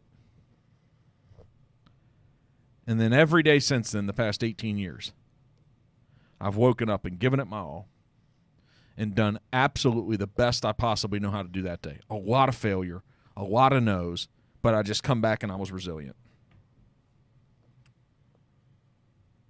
I like my life. Yeah. You need to decide to be passionate about things is what I've found. So I don't know what your idea around this is. I'm really concerned about this advice on you got to go find your passion. Mm-hmm. I'm somebody that feels I had to choose it. Yeah. And honestly, I see so many people out in this world, they need to choose theirs too. Yeah. Yeah, I think that sometimes we can get fortunate and we're actually passionate, like your mom, about what we're actually doing. For me, it's more of I'm passionate about the outcome of what I get to do. Like, I love helping people. I mean, that's why I became a pastor. I love helping people. That's why I became I wasn't necessarily passionate about being a pastor. I definitely wasn't passionate about being a roofer. But I was passionate about the outcome of the people we got to serve, of the relationships that I got to create. And now I think there's a little bit of a balance because I truly do love to speak. So I am passionate about speaking. But that's just one cog in the wheel of what I do. And so I think if you're not just passionate about the daily activities every day, you've got to find a passion for what the outcome is. And can it be a selfish passion? Sure. It right? can. Like, figure out your why, right? Yeah. And go all in on something to achieve your why. And I think we make people feel bad. Like, if your why isn't like world peace and it isn't like, because I know a lot of people are like, man, I got into real estate because I can make a lot of money. Great. And then here's my question. Why? And then if they articulate, I want to be financially free. I want to pay off all my bills. Yeah. I want to have my family live a better life. Then go get it, man. Yeah. Right? Yep. So then you need to choose to be passionate about real estate then. If that's the thing that's going to help you achieve your why, then get passionate about it. Yeah. Because I've found when you do that, people are attracted to it. They want to come be a part of it, right? There's something about that passion that feeds excitement and energy in people. Yeah. Going through your daily life of ho-hum, well, my life sucks. Yeah, your life's going to continue to suck. Yeah. You're going to suck. The people around you are going to suck. Your kids are going to suck. Your marriage is going to – you're going to suck. Yeah. You're the only person that decides. So if you end up being a nurse and weren't happy about it, how about you decide to wake up and be the best damn nurse you can be? Yeah. That's going to unlock a lot of things for your life. My parents, some of my favorite advice from them is they used to always tell me that, because people will say, man, I've just lost my passion. I've lost my passion for it. I've lost my passion for my marriage. Lost my passage, whatever it is. And my parents used to always say, Kyle, you don't lose your passion. You give it away. It's still there. You just are giving it to that video game. You're passionate about Call of Duty. You're playing Call of Duty 10 hours a week, right? Like, it's but we just love to say, like, man, I'm just not passionate like you. You are. It's there. You just may not currently be proud of where that passion lies. And you might not be committed to it anymore. Yeah. So how do you, like, inside of your story, this professor kind of wakes you up. Says it's a spark. Right? Just a little bitty moment. Yep. Were you just instantly like, whoa, this real estate thing is awesome? No. So when, how much after that were you actually like, I think I have an actual passion for this? Here's what I found out after about 3 months. So here's what I did, though. I took the work ethic that I had inside of me. Yeah. And because that's who I was, I applied it. I applied it everywhere I went. And so I applied it. And so from me applying that, when I received my real estate license, within 90 days, it was starting to pop. Okay? And then I woke up and went, whoa. I haven't experienced anything like this before. So you kind of became passionate about the outcome at first. So it was, I didn't know what I was doing because I really had lost a purpose for this company, retail company I was working for. I could go down the story and the path, but we just do. You end up having a bad manager or two, right? The business sells. The owners aren't there anymore. It's this experience of this thing. And it's like, oh, well, now it's just about the money. Now it's just about these other things. And when something just becomes about the money, it ain't going to work. Yeah. Right? It's not for me. Yeah. And so when I found this real estate thing, two things happened. The relationships that I started building with people when I would help them look for homes, there's something special about that process and that transaction. Like, it's a really intimate thing to get to know them, what they need, what they want. You learn their family. I liked being with people. And so what's funny is when I'm done at night, I don't like being around people, but I embrace those relationships. Yeah. And then at the same time, you get like a $6,000 or a $7,000 or an $8,000 commission check. I was having to work 2 or 3 months for that and giving the same level of effort. Yeah. And then I went, wow, this feels good working with these people and helping them and their appreciation they had for me since I went all in. And the moment I had was, I was like, oh, well, this is what humans want. Humans actually want to be compensated at their level of ability, effort, and all in. And I, as an employee, in the world of being an employee working for an employer, that wasn't the experience for me. And I realized, like, oh, I'm truly going to be rewarded for what I've earned here. And that's what woke me up. And then I went, okay, this is it. And then I kind of had the same experience being a realtor at the largest real estate company in Cincinnati that I had working for that retail company. I was 3 years in, and I started to have these experiences where it was evident that company I was working at, they didn't care about Mark. Yeah. As much as Mark was selling homes for them and they were making a commission, but my name could have been anything. And then I had some situations just consistently where I wanted to do some unique things to help some customers, and they just weren't flexible. And so I went, man, this is the same shit that I just got out of in retail. Those retail guys, they really just cared about the bottom line.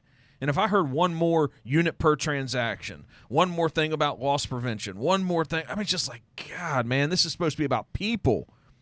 Because when I go out on the sales floor and the connection I make with people, they buy a lot more of these goods from me, and that feels good.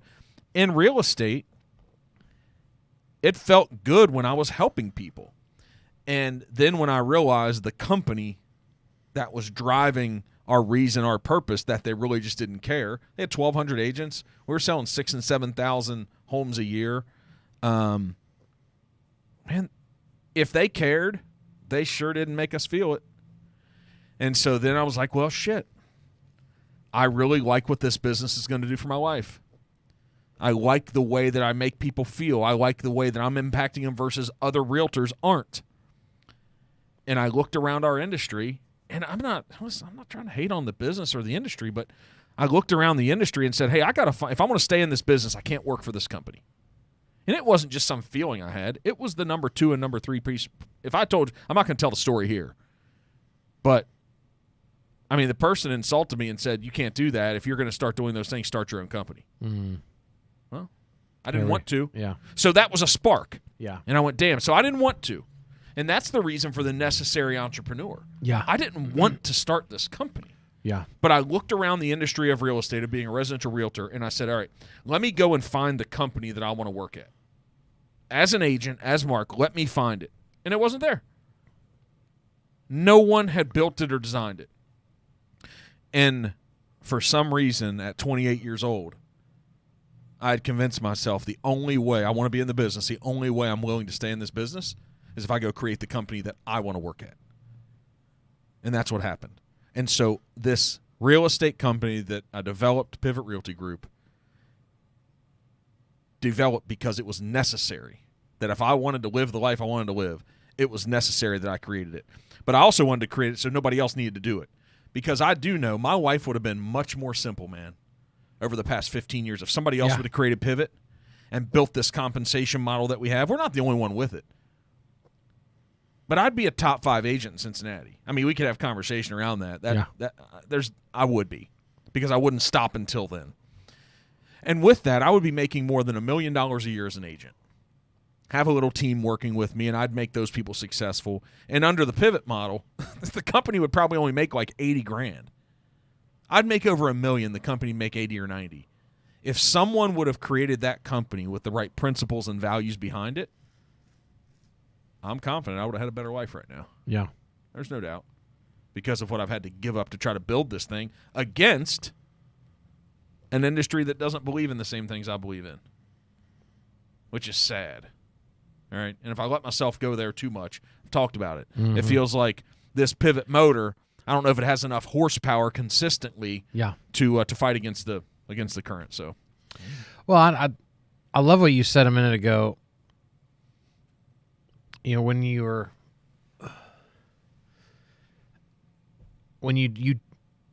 you were just doing what you felt was right. And by taking simple action, right, learning the rhythms of real estate, like pressing in, you slowly realize, holy cow, like, this isn't what it's supposed to be. Like, this could be so much different, better. My opinion of better. You know, because if somebody would have been like, hey, let's go start a brokerage, I bet we can get to a couple hundred agents. You would have been like, nope, no. Don't want any part of it. I don't want to do that. Nope. But when you're committed to just taking action, like, that's like, my story is that story, not at the success of you. Oh, listen, no, we haven't even come anywhere. No. I don't feel like we're successful. But it, you know, like, I look at my story now, and I feel like I was allowed to be a pastor for a long time. That built my speaking chops. If somebody would have been like, hey, in your young 20s, like, just go become a good speaker. What does that mean? I don't know how to do that. I don't want to do that. It forced me to get good at that. Then I get thrust into an environment of roofing where I don't know what I'm doing. I just know, like, I need to do something. And through all that, then I meet realtors. And then through that, I start building websites for realtors, which is crazy because, again, I don't know what I'm doing. We just noticed that there was an issue in the industry, and we were trying to solve it. It failed. It lost $600,000. But through that, I thought, if I just started teaching realtors how to do Facebook, I bet they'd buy a website from me. And so then I look up and I've taught 200 classes for free. And then now somebody's like, hey, can we pay you to come to Texas? And until that moment, I never thought, I want to be a paid speaker. I never thought that. I just knew I was good at this and there's value on the table for me to offer to people. And it's just baby stepped me so now in April, we're going to launch a new company called Higher Culture, where we're going to pair up VAs, right? Virtual assistants with American-based companies. Why? Because we had to do it in my content compounding business. And we looked up and went, how do we get good at this? It's all about just taking action. And keep going. Right? And not sitting around going, well, like, I don't know what we're going to do. Because, dude, here's how stupid I am. I started a company, right? Content compounding. I wanted to serve single moms. And so I was like, I'm going to hire single moms to be graphic designers. What?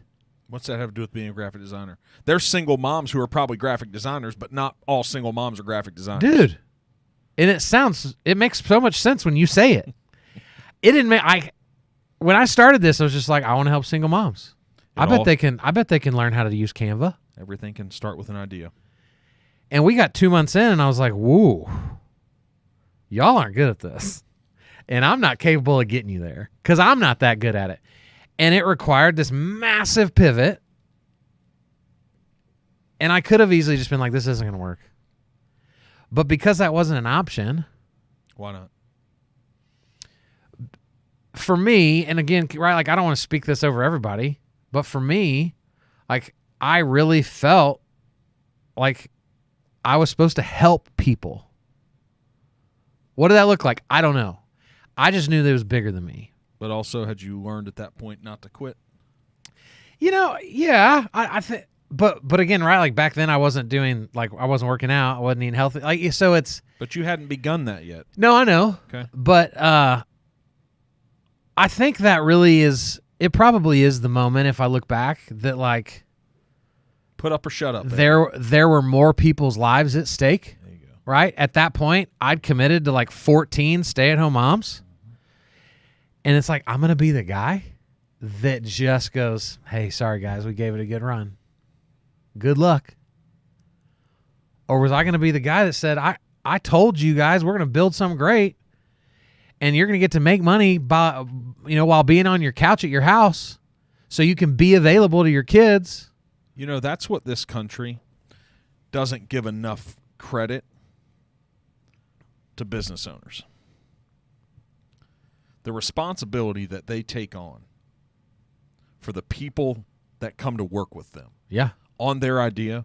There are so many business owners and small business owners and local companies that feel that sense of responsibility, that when someone comes to work for them, this isn't just about me. Now, that's a whole other conversation about stuff, but they feel an obligation to keep that person working, to make payroll. There are so many business owners that I talk to that they get at the end of every 2 weeks, and payroll is a massive stress for them. Sleepless nights. And their employees don't have to feel that. Right. And they're willing to take that on. Right. Right? There's just more credit that needs to be given to business owners and people that take on that responsibility. And I know until you do something, you don't understand it. But I hear from so many people about that sense of obligation and responsibility. Yeah. It is tremendous. Well, and it's very similar to like you don't understand what living your life for someone else is like until you have kids. And then that kid comes out and you're like, oh my gosh, like I care about things way more and different. And I think that's business ownership as well. You look up and go, man, I got all these people that like they've moved states. They've made big decisions in their life because of what I've sold them on is possible. And it's a different ballgame than just being a 1099 person that works in their little bubble and nobody's really affected other than themselves. It's dude, it's wild. And I hate it a lot of the time. Like, I'm not excited about this new company from the standpoint of all the pressure that it's going to bring. But I'm wildly excited about the opportunities it's going to provide to men and women that may never find a better one. And it pumps me up. I'm glad that we can talk about you getting pumped up. So I got you pumped up last night. So here's what I don't want to have. We don't want to have the debate around religion and the differences between us, but I want to talk about a principle that can be learned from our difference. Okay. So you're a really faith-based Christian. Yep. You are proud, Mm-hmm. and you'll shout it from the rooftops. You have no issue with it. I was originally like you. Yeah. I'm not any longer and haven't been for a long time. Mm-hmm. But we're sitting last night having a very respectful conversation and debate, not trying to convince each other of our perspective and the way we think about something or our opinions. But then you said something in your semi-way of trying to convert me. Get out of here. That, you're like, dude, we're 99% the same. Yeah. Speak to that. Yeah, so we were just... I think it needs to be said, first of all, that people that just surround themselves with people like them, they're robbing themselves of so many breakthroughs. Because the thing that I love the most about hanging out with you is that you challenge me on just about everything. And I love it. Because if I just live in my little bubble where everybody pats me on the back and tells me how great I am, I'll look up 10 years from now and be a worse version of myself than I was a decade ago.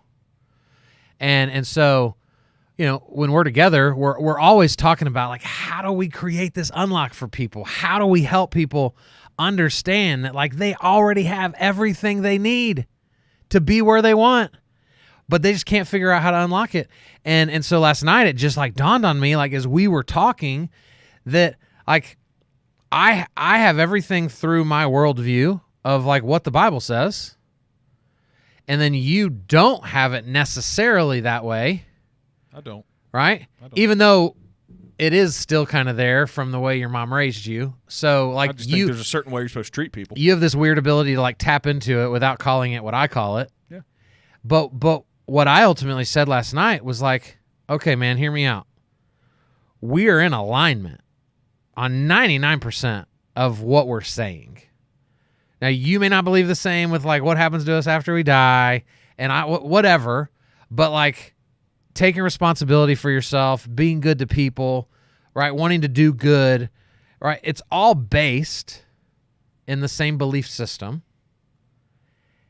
And I said, bro, hear me out. Like, think about the difference here is based on my beliefs, I have a very clear path on how to show someone how to get there. You don't. Like, you just have to say over and over again, take responsibility, right? Like, do my best to put good in the world. But I have a path. It was an interesting conversation, and it wasn't a conversation like, so you should believe like I believe. It was just a conversation that, like, I just know my life is better when I try to be like Jesus. My life's better. And we talked about this last night, but I talked to Annie, one of your agents, right before we started recording about how the concept of, like, we know the power of just saying things out loud, right? The power of, like, just write 3 things on a note card that are positive and encouraging and uplifting. And if you would just say them out loud every day when you sit down at your desk, you will be better, right? It's a fact. Isn't that what I'm calling prayer?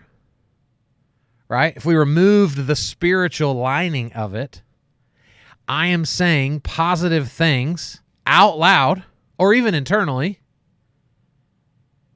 I say there's a supernatural power to it, but if we just stripped it down to what it is, it's a mantra. It's speaking like, and it's just so interesting, like, how a lot of these things can be very similar.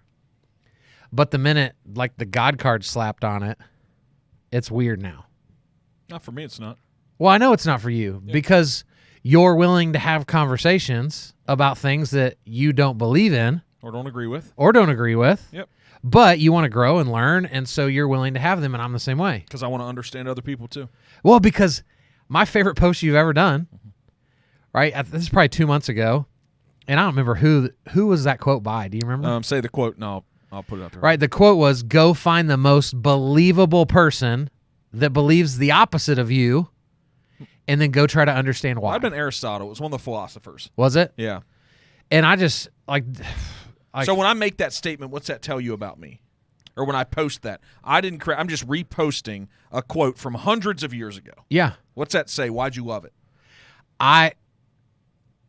Well, sadly, I loved it because most people don't believe that. Like I do, and you do, and it's evident in our lives. We've surrounded ourselves with people that are very different than us. But for most people, I think they'd read that quote and be like, that's bullcrap. I don't want to be around a Republican. I don't want to be around a liberal. I want to be like that's how they would instantly read it. I couldn't have built my company if I was fundamental about religious beliefs, political beliefs, no matter what people think about me. If I was fundamental, against or for, passionately, any of those things, I'm just being honest. I don't think I can be the leader I need to be. There can be different opinions. Sure. Because if I were to express I'm fundamental about any of those things, yeah. If you were in an organization where someone was that passionate about a thing you don't believe and that goes against the fundamental way you operate, wouldn't it be hard to be there? Yeah. For a lot of people? Yes. And I'm not saying a guy like you and me, but that would be hard. Yeah. And so it has required me to go deep in trying to understand everyone. Doesn't mean I'm going to agree with them. Yeah. But to try to understand them. So what about the 99%? See, there's like a half of a person that's going to listen to this podcast. No way. Not once I get my hands on this content and get it out to my millions of followers that are coming soon. There is one thing. I don't need anybody to listen to anything about me running a real estate company, about like do it the way I did it. Like you could and it'll be successful, but you don't have to. But I do believe they need to buy into this idea.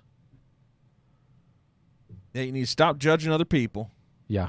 Based upon differing opinions of things that they have.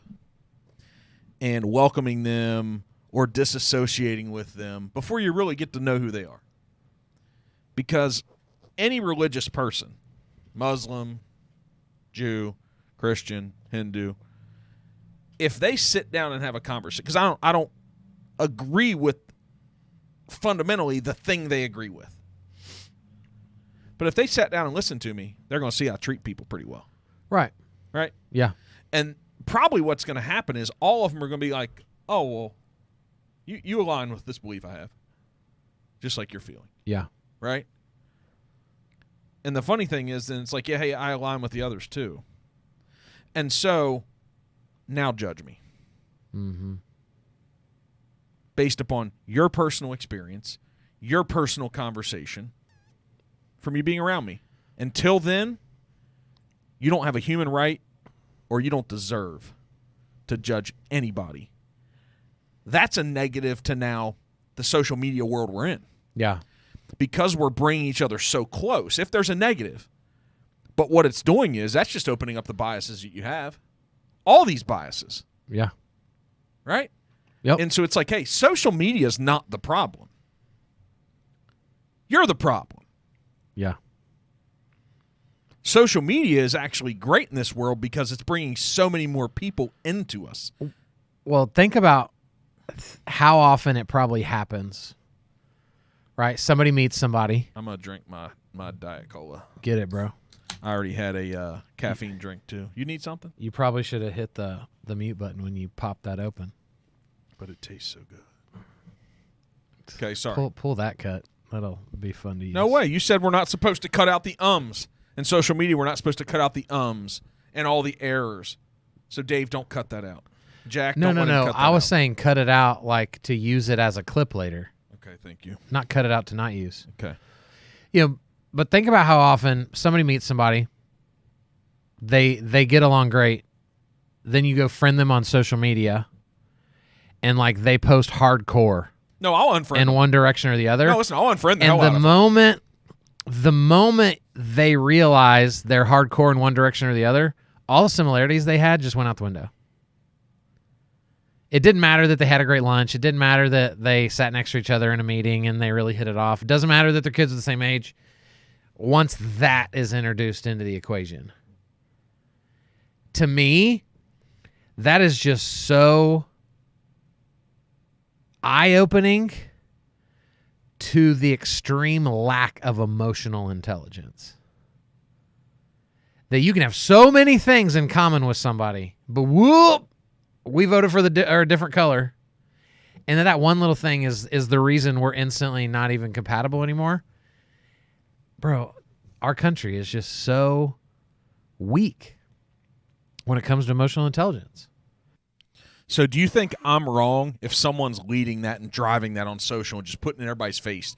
Do you think I'm wrong and I'm just tired of listening to it? No, I don't think you're wrong at all. I think, like, I unfriend people that are that way, but it's not because, like, I unfriend both. Mm-hmm. I don't I do unfriend too. only one party. I do too. I unfriend all of them. Yep. Because I just don't have time for that in my life. Yeah. But I'll still go to lunch with them. Mm-hmm. I'll still do life with them. I'm just not going to let all their negativity creep into my life because I have too much stuff going on where, like, the best version of me is necessary.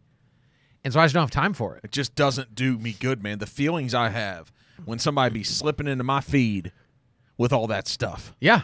I'm like, man, get out of here, man. But I think I'm so much more well-rounded of a person Yeah, that's what I'm asking you. Maybe I'm because not. I have friends that are Democrats. I have friends that are Republicans. And I like to understand, like, why are you so passionate about this thing? But that's a conversation I want to have in person. I don't Right. need that stuff being Right. just driven down my throat when I pull up my social media. right. I just don't. Well, I just because don't need it. most people, they just beat their chests Yeah, man. to feel good about themselves, Yeah. not caring about what the The wake could have. You can't contextually articulate any big theme and message in social media without having a series of videos. Yeah. You just can't.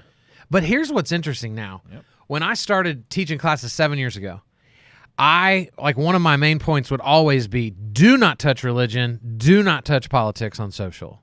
It does not benefit you. Now, I've tweaked the way I teach, and I would say, you know what? There's people making millions of dollars on TikTok because they're super right or left-winged, and they're being super vocal about their opinion, and I think they're annoying, but they're richer than me. Yeah, but we're supposed to not do things just for the money. Now, come on. No, we I say get that it. all the time. Like, man, don't sell out and do it for the money. Because I said a guy's name last night that's very popular. Yeah, Your wife can't stand one of them, Yeah. and you can't stand the other one. yeah, And one of them's Christian, and the other one's Jewish. yeah. Okay?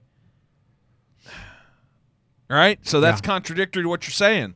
You have formed an opinion based upon the things you hear that come out of those people's mouth only on social media. Yeah, You've never seen any of them even in person or live. right. Mm-hmm. Right? Who did I say I didn't like? Shapiro. Oh, see, You said that. no, I remember saying that in the car last night. What I probably should have said is I'm just not a big fan of extremes of anything. So they shouldn't talk about the stuff. No, I don't think they need to change what they do because of me. Right? Just as much as they're allowed to talk about it, I'm allowed to not like it. I'm not trying to limit their free speech, but if social media is about connections and understanding people, here's what I bet. And I'm going out on a limb. I bet Ben Shapiro, I bet when you sit and talk to him, he's a family man. Yeah, he could be. I bet when you sit and talk to him, he just wants good lives for his parents, his kids, his wife. I bet he doesn't have things inside of him where he wishes ill will on others. I bet he would have a lot of these similarities Probably would. that we have.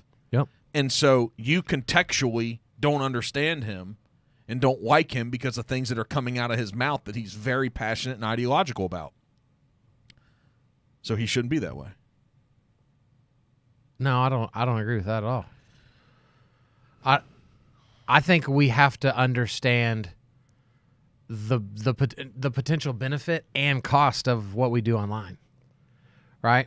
So what I mean by that is for a guy like him, he's decided to take extreme takes and then scream his opinions from the rooftops. And he probably, I'm assuming some stuff, right? But at some point he had to go, I think it's worth who I might lose for the deepness of who I might gain. What if that wasn't even the decision? What if he just thought this is right?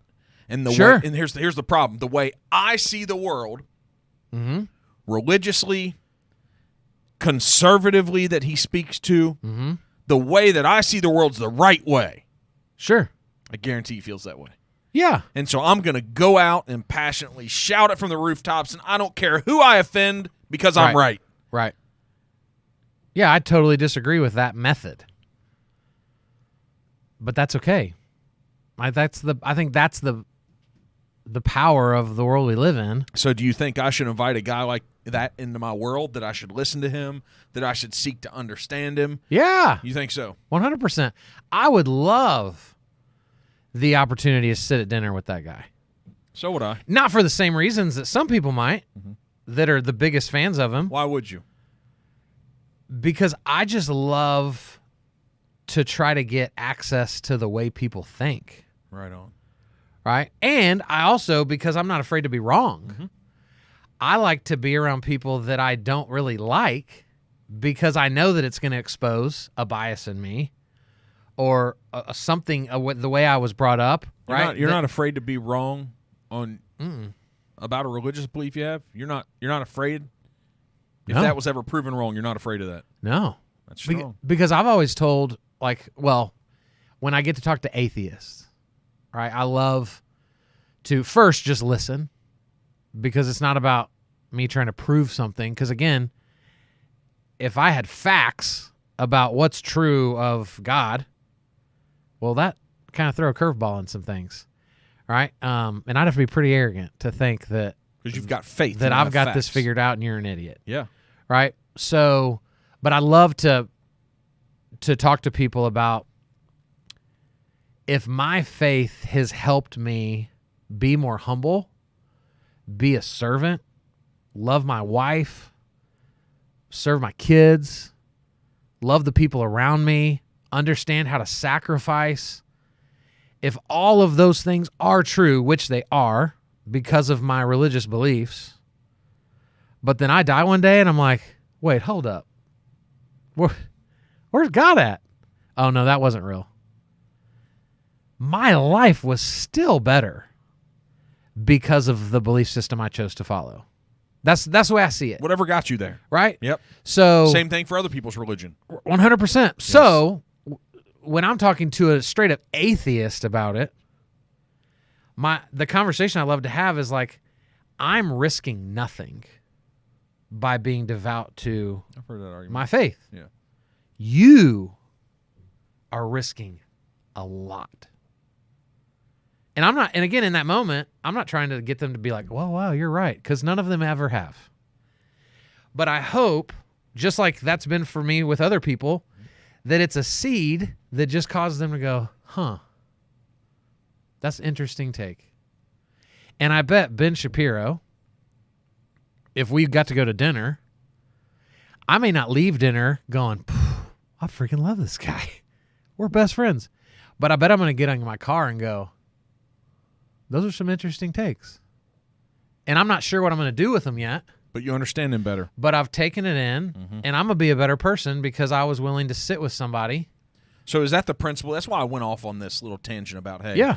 wait, like there's these two things we're supposed to steer clear of. And I think it's only the people that have the beliefs that wants to steer clear of them because they don't want them questioned. It's politics and religion, right? And so if we're supposed to surround ourselves with well-rounded people who have different beliefs and opinions about other things, Yeah. it means we do have to talk about those things. we should be able to. 100% we should be able to. Sadly, right, we talk about this whenever we're together. Like, I have so many opinions, as do you, that in private, they're incredible conversations. But I just drop that in a tweet, it could explode my world. Because people aren't emotionally mature enough to be able to take that in without now re-questioning everything they've ever thought they knew about me. It sucks. But it's the reality of the world that we live in. So, emotional intelligence, people that talk about this, you brought it up. Yeah. And I bring it up at times. I'm glad you brought it up. Yeah. How do we talk about that without being condescending and without being elitist? Because if you say that, and if I say it, we're saying we understand something Yeah. that many other humans don't. And that we're willing to participate in something, an idea, a mindset that others don't. It's a conversation. It's not just a big question. I think it's very simple. At least how I'm about to say it. And I'm sure you'll ask something that'll make it hard. I think emotional intelligence can simply come down to, am I willing to think about the results of what I'm about to do before I do it? You and I would probably both say, if I said everything that comes into my mind, you would think I'm freaking nuts. Like, there's a governor, there's a level of layers that we're able to go, I could say that, and it's a free country and I'm allowed to, but I don't know that it's going to land right now. And so I'm not going to. I think that's as simple as emotional intelligence can be, is just understanding what could possibly take place because, man, I'm allowed to say it. Like, I love when people say, it's a free country, it's free speech, I'm allowed to say it. It doesn't make you not an idiot. Just because we're allowed to, like, I'm allowed to cheat on my wife. There's not a law out there that says I can't. But, man, my life would get pretty screwed up if I made that decision. Therefore, I will not. It's emotional intelligence. Doesn't that feel pretty simple? Dave's laughing. Right? Like that. It feels pretty simple to me. We could probably go deeper. But what about self-awareness combined with that? Because that can be pretty condescending and arrogant as well. Yeah. I think I think where the arrogance stays away is in just being intentional with the way you choose to share the things you think you know. Like you and I, we always have conversation. It's never heated, but we've talked about things that we're both passionate about that aren't in alignment with the other. But it's never done in a way that, like, you need to be right because you need that, or I need to be right because I'm so insecure, like I need this win. We just land on, man, agree to disagree. And I believe I'm better for hearing your opinion, as I hope you are better for having heard mine. I don't even know if I need to think that I'm better because of it. I just know that if I want to have relationships with human beings and I want to be a better form of myself every day, I got to listen. Yeah. And listen, I haven't always been this way. Sure. This has been an evolution. Sure. We're in our 40s, bro. We're getting so wise. Now you're like me. See? We have 99% of the things. But that's it. It all stems. Like, I think about conversations in my, like, early 20s that would be more religious conversations. I wasn't as inept to be able to have a conversation and not get egotistical about it or like, screw you, you're wrong. You know why? This is the right place where we insert the word that most people don't use right, is humility. Yeah. I don't think people are better than me. Yeah. But I think we're equal. Yeah. And because we're equal, it means they have opinions. Yeah. That need to be evaluated on equal footing, thought of, listened to. If that opinion is founded in treating people bad, okay, then get rid of it. And then if you decide that who they are and how they believe this world operates and the way we're supposed to move within it and what the purpose is, if they fundamentally believe that enough, then remove them from your life. Yeah. And then go out and find other people that treat people well. You don't have to go out and find people that religiously believe like you or politically believe like you. Yeah, I'm better because I've listened to all those people. And again, this isn't the framework of Mark of my 20s. Sure. Of necessarily my 30s. It's been an evolution. So think about this. To give like a litmus test to people listening, ask yourself, do you want to win or do you want to learn? And I think that's a very simple question. I don't want to do either. Yeah, you do. Nope. All right, explain yourself. You just want to be an idiot that doesn't learn anything. Well, Is that what you're saying? I know you think that about me. But when you say that, what trips off of me, I'm like, no. I want the people around me, sincerely, to be better for being around me. Sure. That's no different than you want to leave people better than you found them. Yeah, for sure. So that's it. I don't need to be wrong, right? I don't need to be better. I don't need that's it. If I just do that thing, if I continue to develop myself, that everybody that comes into contact with me, or at least the vast majority that I'm living my life, that they're better because I was around them. Yeah. That's it. I'll take that. Because I don't want to be wrong. I'm not like Gary Vee that I want to lose. I don't embrace losing. I just know that it's a part of growth usually. Yeah. And I know that in a part of that is like a part of growth is being wrong. Proving something you thought is not right. I don't want that. That's hard to go through. It sucks when you have to go to bed at night and something you believed or somebody you thought you liked or realize somebody's not a friend that you thought. That is not comfortable, and I don't like it. I don't like it. I would prefer it just to be nice and cool all the time. Sure. Right? That's it. So, no. But that's okay. That's the way you articulated it, your two things. But I don't neither one of those apply. Used to. I used to want to be right. Yeah. I used to shout opinions probably and counter somebody harder than they were telling me what they thought, and I'd counter it with something. Yeah, more like that. But I still think for most people, the emotionally inept, they should boil it down to, do they want to be right or do they want to learn? All right, fair. You can then counter that with, if I just want people's lives to be better. That's it. You right. know why? But most people don't want that. Okay. You know why selfishly they need to? Why? Because if other people approach them that way, their life's going to be better. Right. Like, I just want Kyle that comes into my life and Dave and Jack. I just want them, from them being around me, I just want to have a better life. Yeah. That's the type of people I want around me. Yep. And if that's the case, God, this thing's going to be awesome. And I'm not being in the utopian world and, King Arthur's court. No, that's not what I'm trying to do here.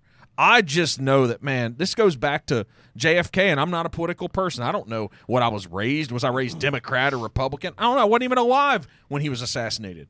But this idea, ask not what the country can do for you, ask what you can do for your country. It's the same thing. And there's something about that statement that how many millions and millions of times, no matter what political affiliation you are, in your quiet moment when you see a YouTube video of him saying that, you know it's right. You know that idea of asking what you can do for something else versus vice versa, you know that's right. Yeah. And if that's right and that holds true, then the same thing's right for other people engaging with you. Yeah. So whatever. I'm not talking to how people should be or the way they're not and whatever. No, I'm saying, like, what's the best thing? The best thing is for me to add value to people's lives. I'm not always going to do it. There's sometimes I'm going to fail. But I'm not looking for that. Are you kidding me? I don't want failure. That's why if Gary Vee was sitting here, I'd be like, hey, dude, listen, I'm glad you want failure. I accept it's part of my process, but I do not want that shit because it feels bad. Well, but I bet if Gary were sitting here, he would probably say, I don't want it either. Not bullshit. But that's the way I've learned to teach it to people because they're going to experience it anyway. Yeah, but they're not going to embrace it. I'm just being totally real. No, I know. It's bullshit. I know. It is bullshit. Like, listen, what he's done with his emotional intelligence, his self-awareness, that shit is at like level 18 of 0 to 10. Yeah. Right? And so kudos to him. Like, I respect what that guy's built, what he's learned and what he's developed. But that's not normal. Yeah. What's normal is being wrong is not fun. Having your opinions that you believe, having them be challenged is not comfortable. Yeah. Right? Losing doesn't feel good. If I want to be better, I'm gonna have to embrace them. But I don't want that shit. Hell no, I'm not chasing it. Get that. I can't wait till I get to my life where it's like it's just all wins, baby. I just want wins. Good luck with that. I appreciate it because it's going to need some luck, I guess. But don't you want more wins than losses? Don't you want that? Yeah. Who wouldn't want that? But tell me the story of someone's success without adversity. Oh, not in the right? beginning. Oh, not in the beginning. But I'm working towards the wins, baby. That's my path. Sure. That's what I want. I'm not going to accept failure for my entire life. I think we've got to find the medium between I don't want failure. I embrace it, though. But I embrace it. Yeah, that's what I said. Right? I know it's a part of the process. Yeah. But, God, that's a miserable life. If you're like, I want it, I'm looking for it, get the F out of here. Absolutely not. I'm looking for the finish line to win, baby. That's what I'm looking for. Yeah. And if I'm going to take some losses that's going to teach me to win better, that's fine. I'll take it. But I am looking for the W. I want to come in first place. I want to win. And anything I do in life, I'm chasing the victory. Yeah, anybody that says they love pain is pretty dumb, probably. No, I'm just saying I don't think it's true. I think they're tricking themselves. 100%. And they've done a hell of a job programming that. You're Yeah. not going to be able to convince a lot of people of that. Yeah. Right? I'm saying embrace the pain short term until you figure out how to win. Yeah. And then what you can do is once you figure out how to win, that might be enough. Like that might be enough. Not everybody needs to continue to challenge themselves to go to other levels. Like my mom. She got to her level being a nurse and having kids. Yeah. She didn't need to buy investment properties. She Right. didn't need to get a real estate license. But your mom isn't the listener of this podcast. No, but what I'm saying is that that's the advice he would give to everyone. Sure. Yeah, everyone needs to go chase their goals every day, all day, until it hurts. And look for the losses. Right. Her life would not be better looking for the losses. No, it wouldn't. She is content and happy. And I'm sure. telling you, I am not looking. I'm beating this, but I'm not, man. I am not looking for the loss, dude. I'm not looking for my real estate company to take L's. All those conversations we have for hours and hours and hours are not they're looking for the win. Right. That's all I'm saying, man. I was saying a lot for all I'm saying. Dude, it's, All right. it's your show. But it's only special because the guests we have on. Hey, why write a book? We talked about it, but why write a book? All the damn books. I can't even read all of them that I need to already. They've been written. Why write a book? For you? There's selfish motives to it, right? I mean, my very first thought when I had it was, it'll give me more notoriety. It'll make me a more qualified speaker. It'll open more doors. And so that was my first thought, because right now, everything that will be in that book is on my social media. Like if you just went and watched all my videos, you could have wrote my book too. So it's not like, oh, there's some juicy stuff in this book that's, it truly was. This is a benefit for me. But while it's benefiting me, it has the ability to benefit other people too. And that was really what it was for me.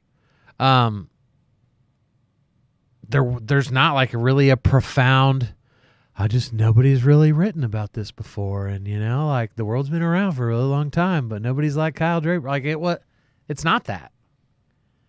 It's way more simple.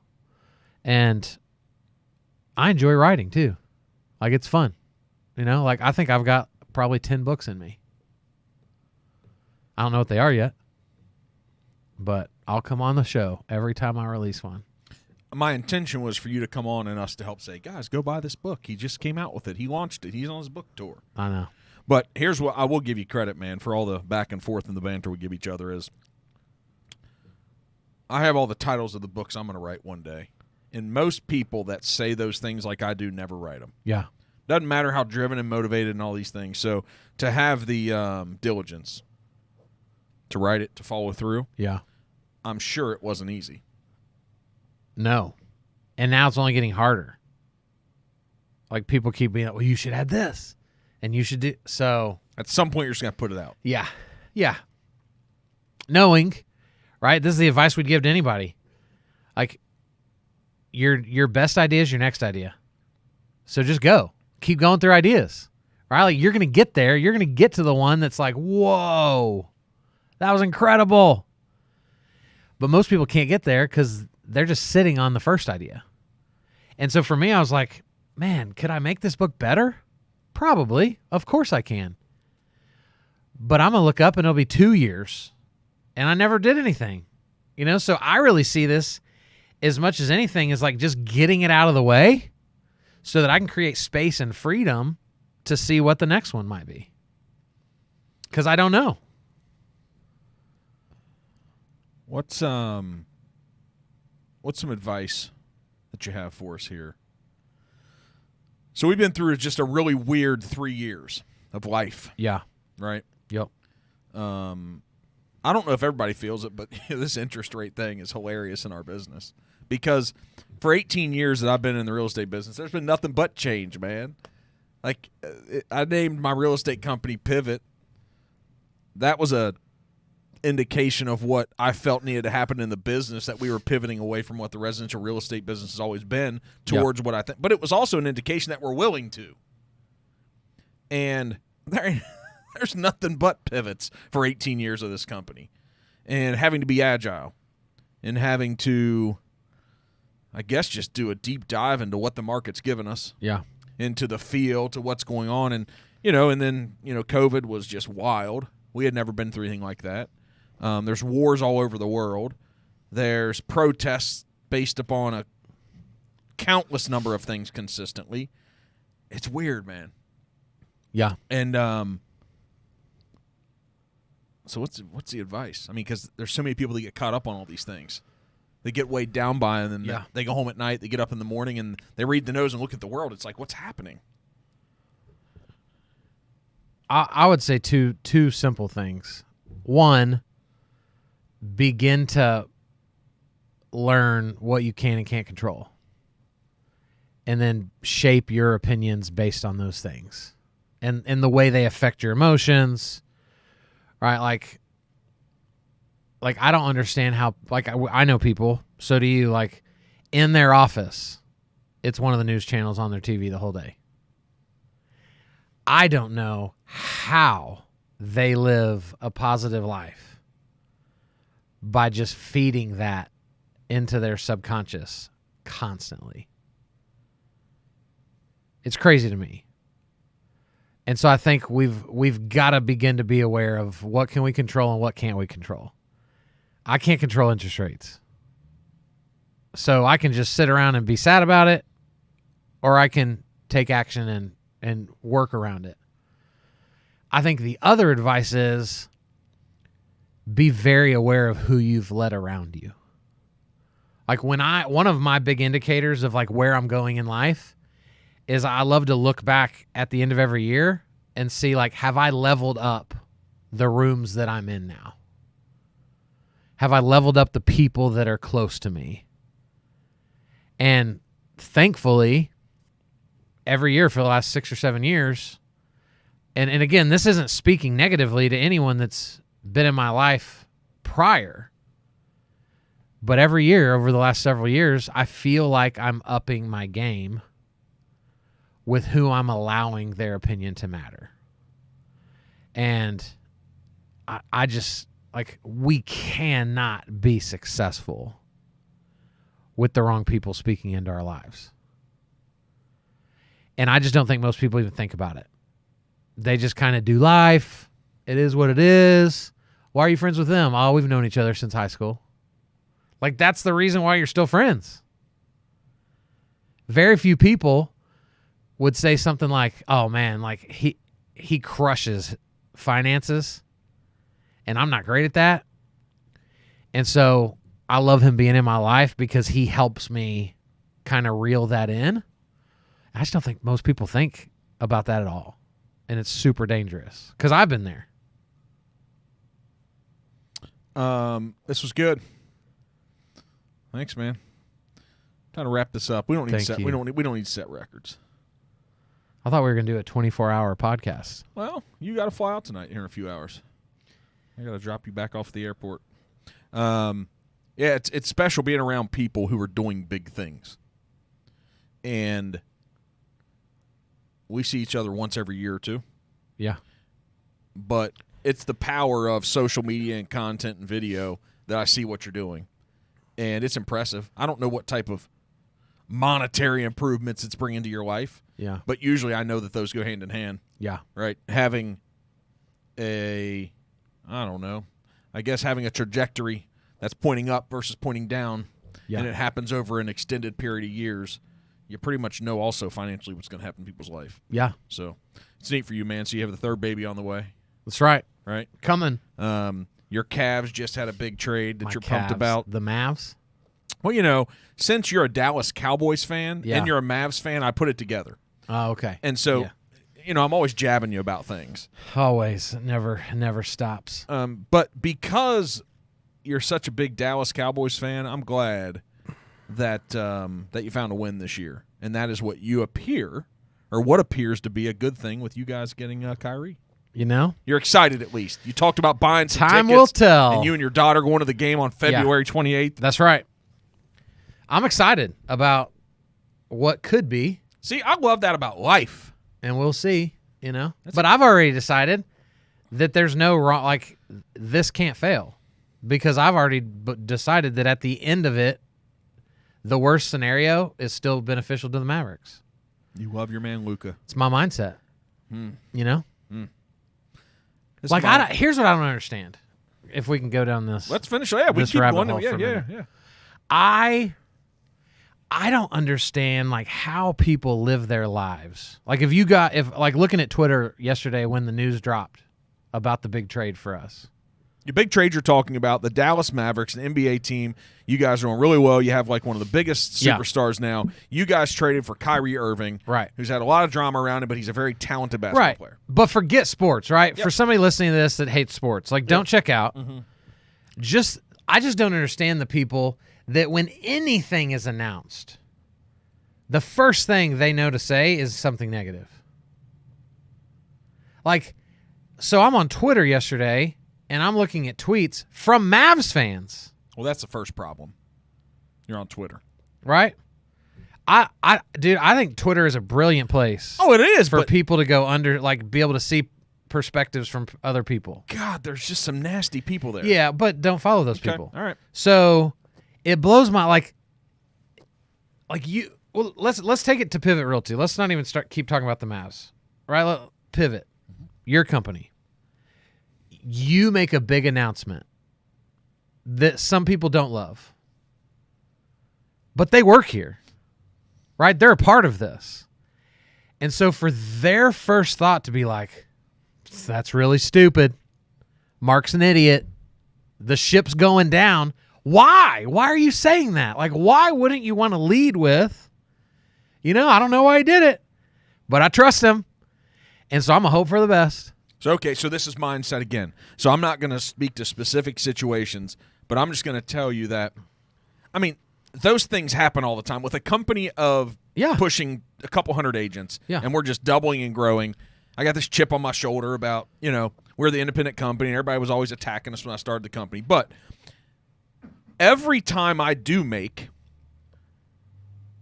whether exclusively on my own or through leadership feedback, through agent feedback, I make a decision. It's well thought out. Might not end up being wrong, but it is well thought out. Yeah. And the same exact thing happened earlier this year or late last year.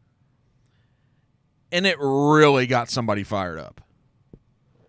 But someone else close to them, I'm going to say this so no one even knows. Someone else close to them said to me, listen, I have faith and confidence in the decision you made, because you couldn't have built this thing that you've built making a bunch of bad decisions. So what it was saying, I don't know if you're right or wrong, but I'm gonna give you the runway. I'm gonna give you the floor that says, I got faith on the reason and the purpose you made that decision. And neither one of the people was involved in it, knew it. It's just they took the same thing and felt differently about it. And here's what I know. That person that felt that way, it didn't have anything to do about, and I'm like, yep, I'm not surprised that person has that perspective. Man, it's mindset, dude. Well, and it not only mindset, but it's bringing emotional intelligence back in too. Yeah. Am I going to knee jerk, or am I going to go, I don't think I could have built this. He's probably not an idiot. So let's see where it goes. Like, that's such a simple response that would change your entire outlook of your life. And you know what I said about the person that didn't have that perspective? I went, this is indicative of how their life rolls. 100%. Dude, think about, I know we didn't want to talk about politics, and this isn't really going to talk politics, but think about how, in 2024, right, next year, we'll have another election. Jesus. And so half of the country, if they're not careful, the moment the response is whoever it is, the moment we're told who it is, half of our country that says they love our country, their response is going to be, oh gosh, this is going to fail. This is going to be horrible. This is going to be the worst. Why? Why do you want that to happen? Why are we not cheering whoever it is? All right, so we'll go somewhere on this. This is good. So everybody needs to know I'm registered independent. I think all y'all are crazy. I think right wing's nuts, left wing's nuts. All y'all hate, y'all are nuts. The reason why you're nuts is 5 or 10% y'all are loud, you won't shut the hell up, and you're just screaming at people trying to make us buy into your thing. So I actually like the middle 80% of our country. Yeah. Right? Yeah. Me that's too. Who I like. Yep. I think the rest of them are flipping nuts. Yep. All right. And guess what? The reason why they need to shut the hell up is because the majority of the people don't believe what you believe. Right. So quit trying to shove it down our throat because you don't like when someone else tries to. Here's what I know about my wife. So let's talk about this company the past 15 years. 2007, who was the president? Was that Obama? No, that was Bush. Bush. Okay. Republican. No, was it? Yeah, it was. I think. Through 2008. Yep, 2000 to 2008. He was right before 2000, right? 9/11. Is that correct, guys? So, all right, so we had George W., a Republican. Do you remember the hate and the vitriol that came his way? Like, there were bands like the Dixie Chicks coming out at him, and it was nasty. Do you know, like, him and the Obamas are like friends now? Yeah. He hangs out with the Clintons. Yeah. How stupid should all those people feel back then that tried to say the type of person he was, about how I don't know him. Right. But he seems like a good dad. Yeah. He seems like a good grandpa. Yeah. He seems like he actually cares for our country. I don't know, but he seems like that. Yeah. So, company. We had Bush, the second term. Then we had President Obama. Mm-hmm. Gosh. The people that were talking complete trash about President Bush, boy, their lives, they were just happy. November came, and then February of 2000, they're just happy. Man, my whole life's improved now because this president that I don't even know, never met him, never going to shake his hand, he's never going to directly, my life is just better because of it. Yeah. 2 terms, 2008 to 2012, 2012, 2016. And then those same people that hated George W., that then their life for 8 years was just changed because the person that was in office for President Obama. Then comes along Trump, who has been a Democrat the majority of his life and has donated to the Clintons and to all the Democrats. And all of a sudden, he changes and he goes Republican, and he's the devil. And then your life is just miserable. You wake up every day, and it's just terrible. Never met him, not going to meet him. He's an elitist, just not even going to know any part of it. And your life and the world is coming to an end. And then President Biden gets elected. And now all of a sudden, all your problems are solved. You guys, the trajectory of my life and my company from 2007 until now has not changed and deviated based upon the president in office or the party that's running stuff. Here's the thing. They all suck. Yeah. Because I don't think they're fighting for Mark. Right. I don't. Right. I hope that the thing we have going on in our country continues to be great, but they don't dictate my outcome. Right. They don't dictate my happiness. They don't dictate the success or the failure of my life. And for everybody, your life to be changing the way you feel about your life based upon an individual getting elected, like, guys, they're not even running the country.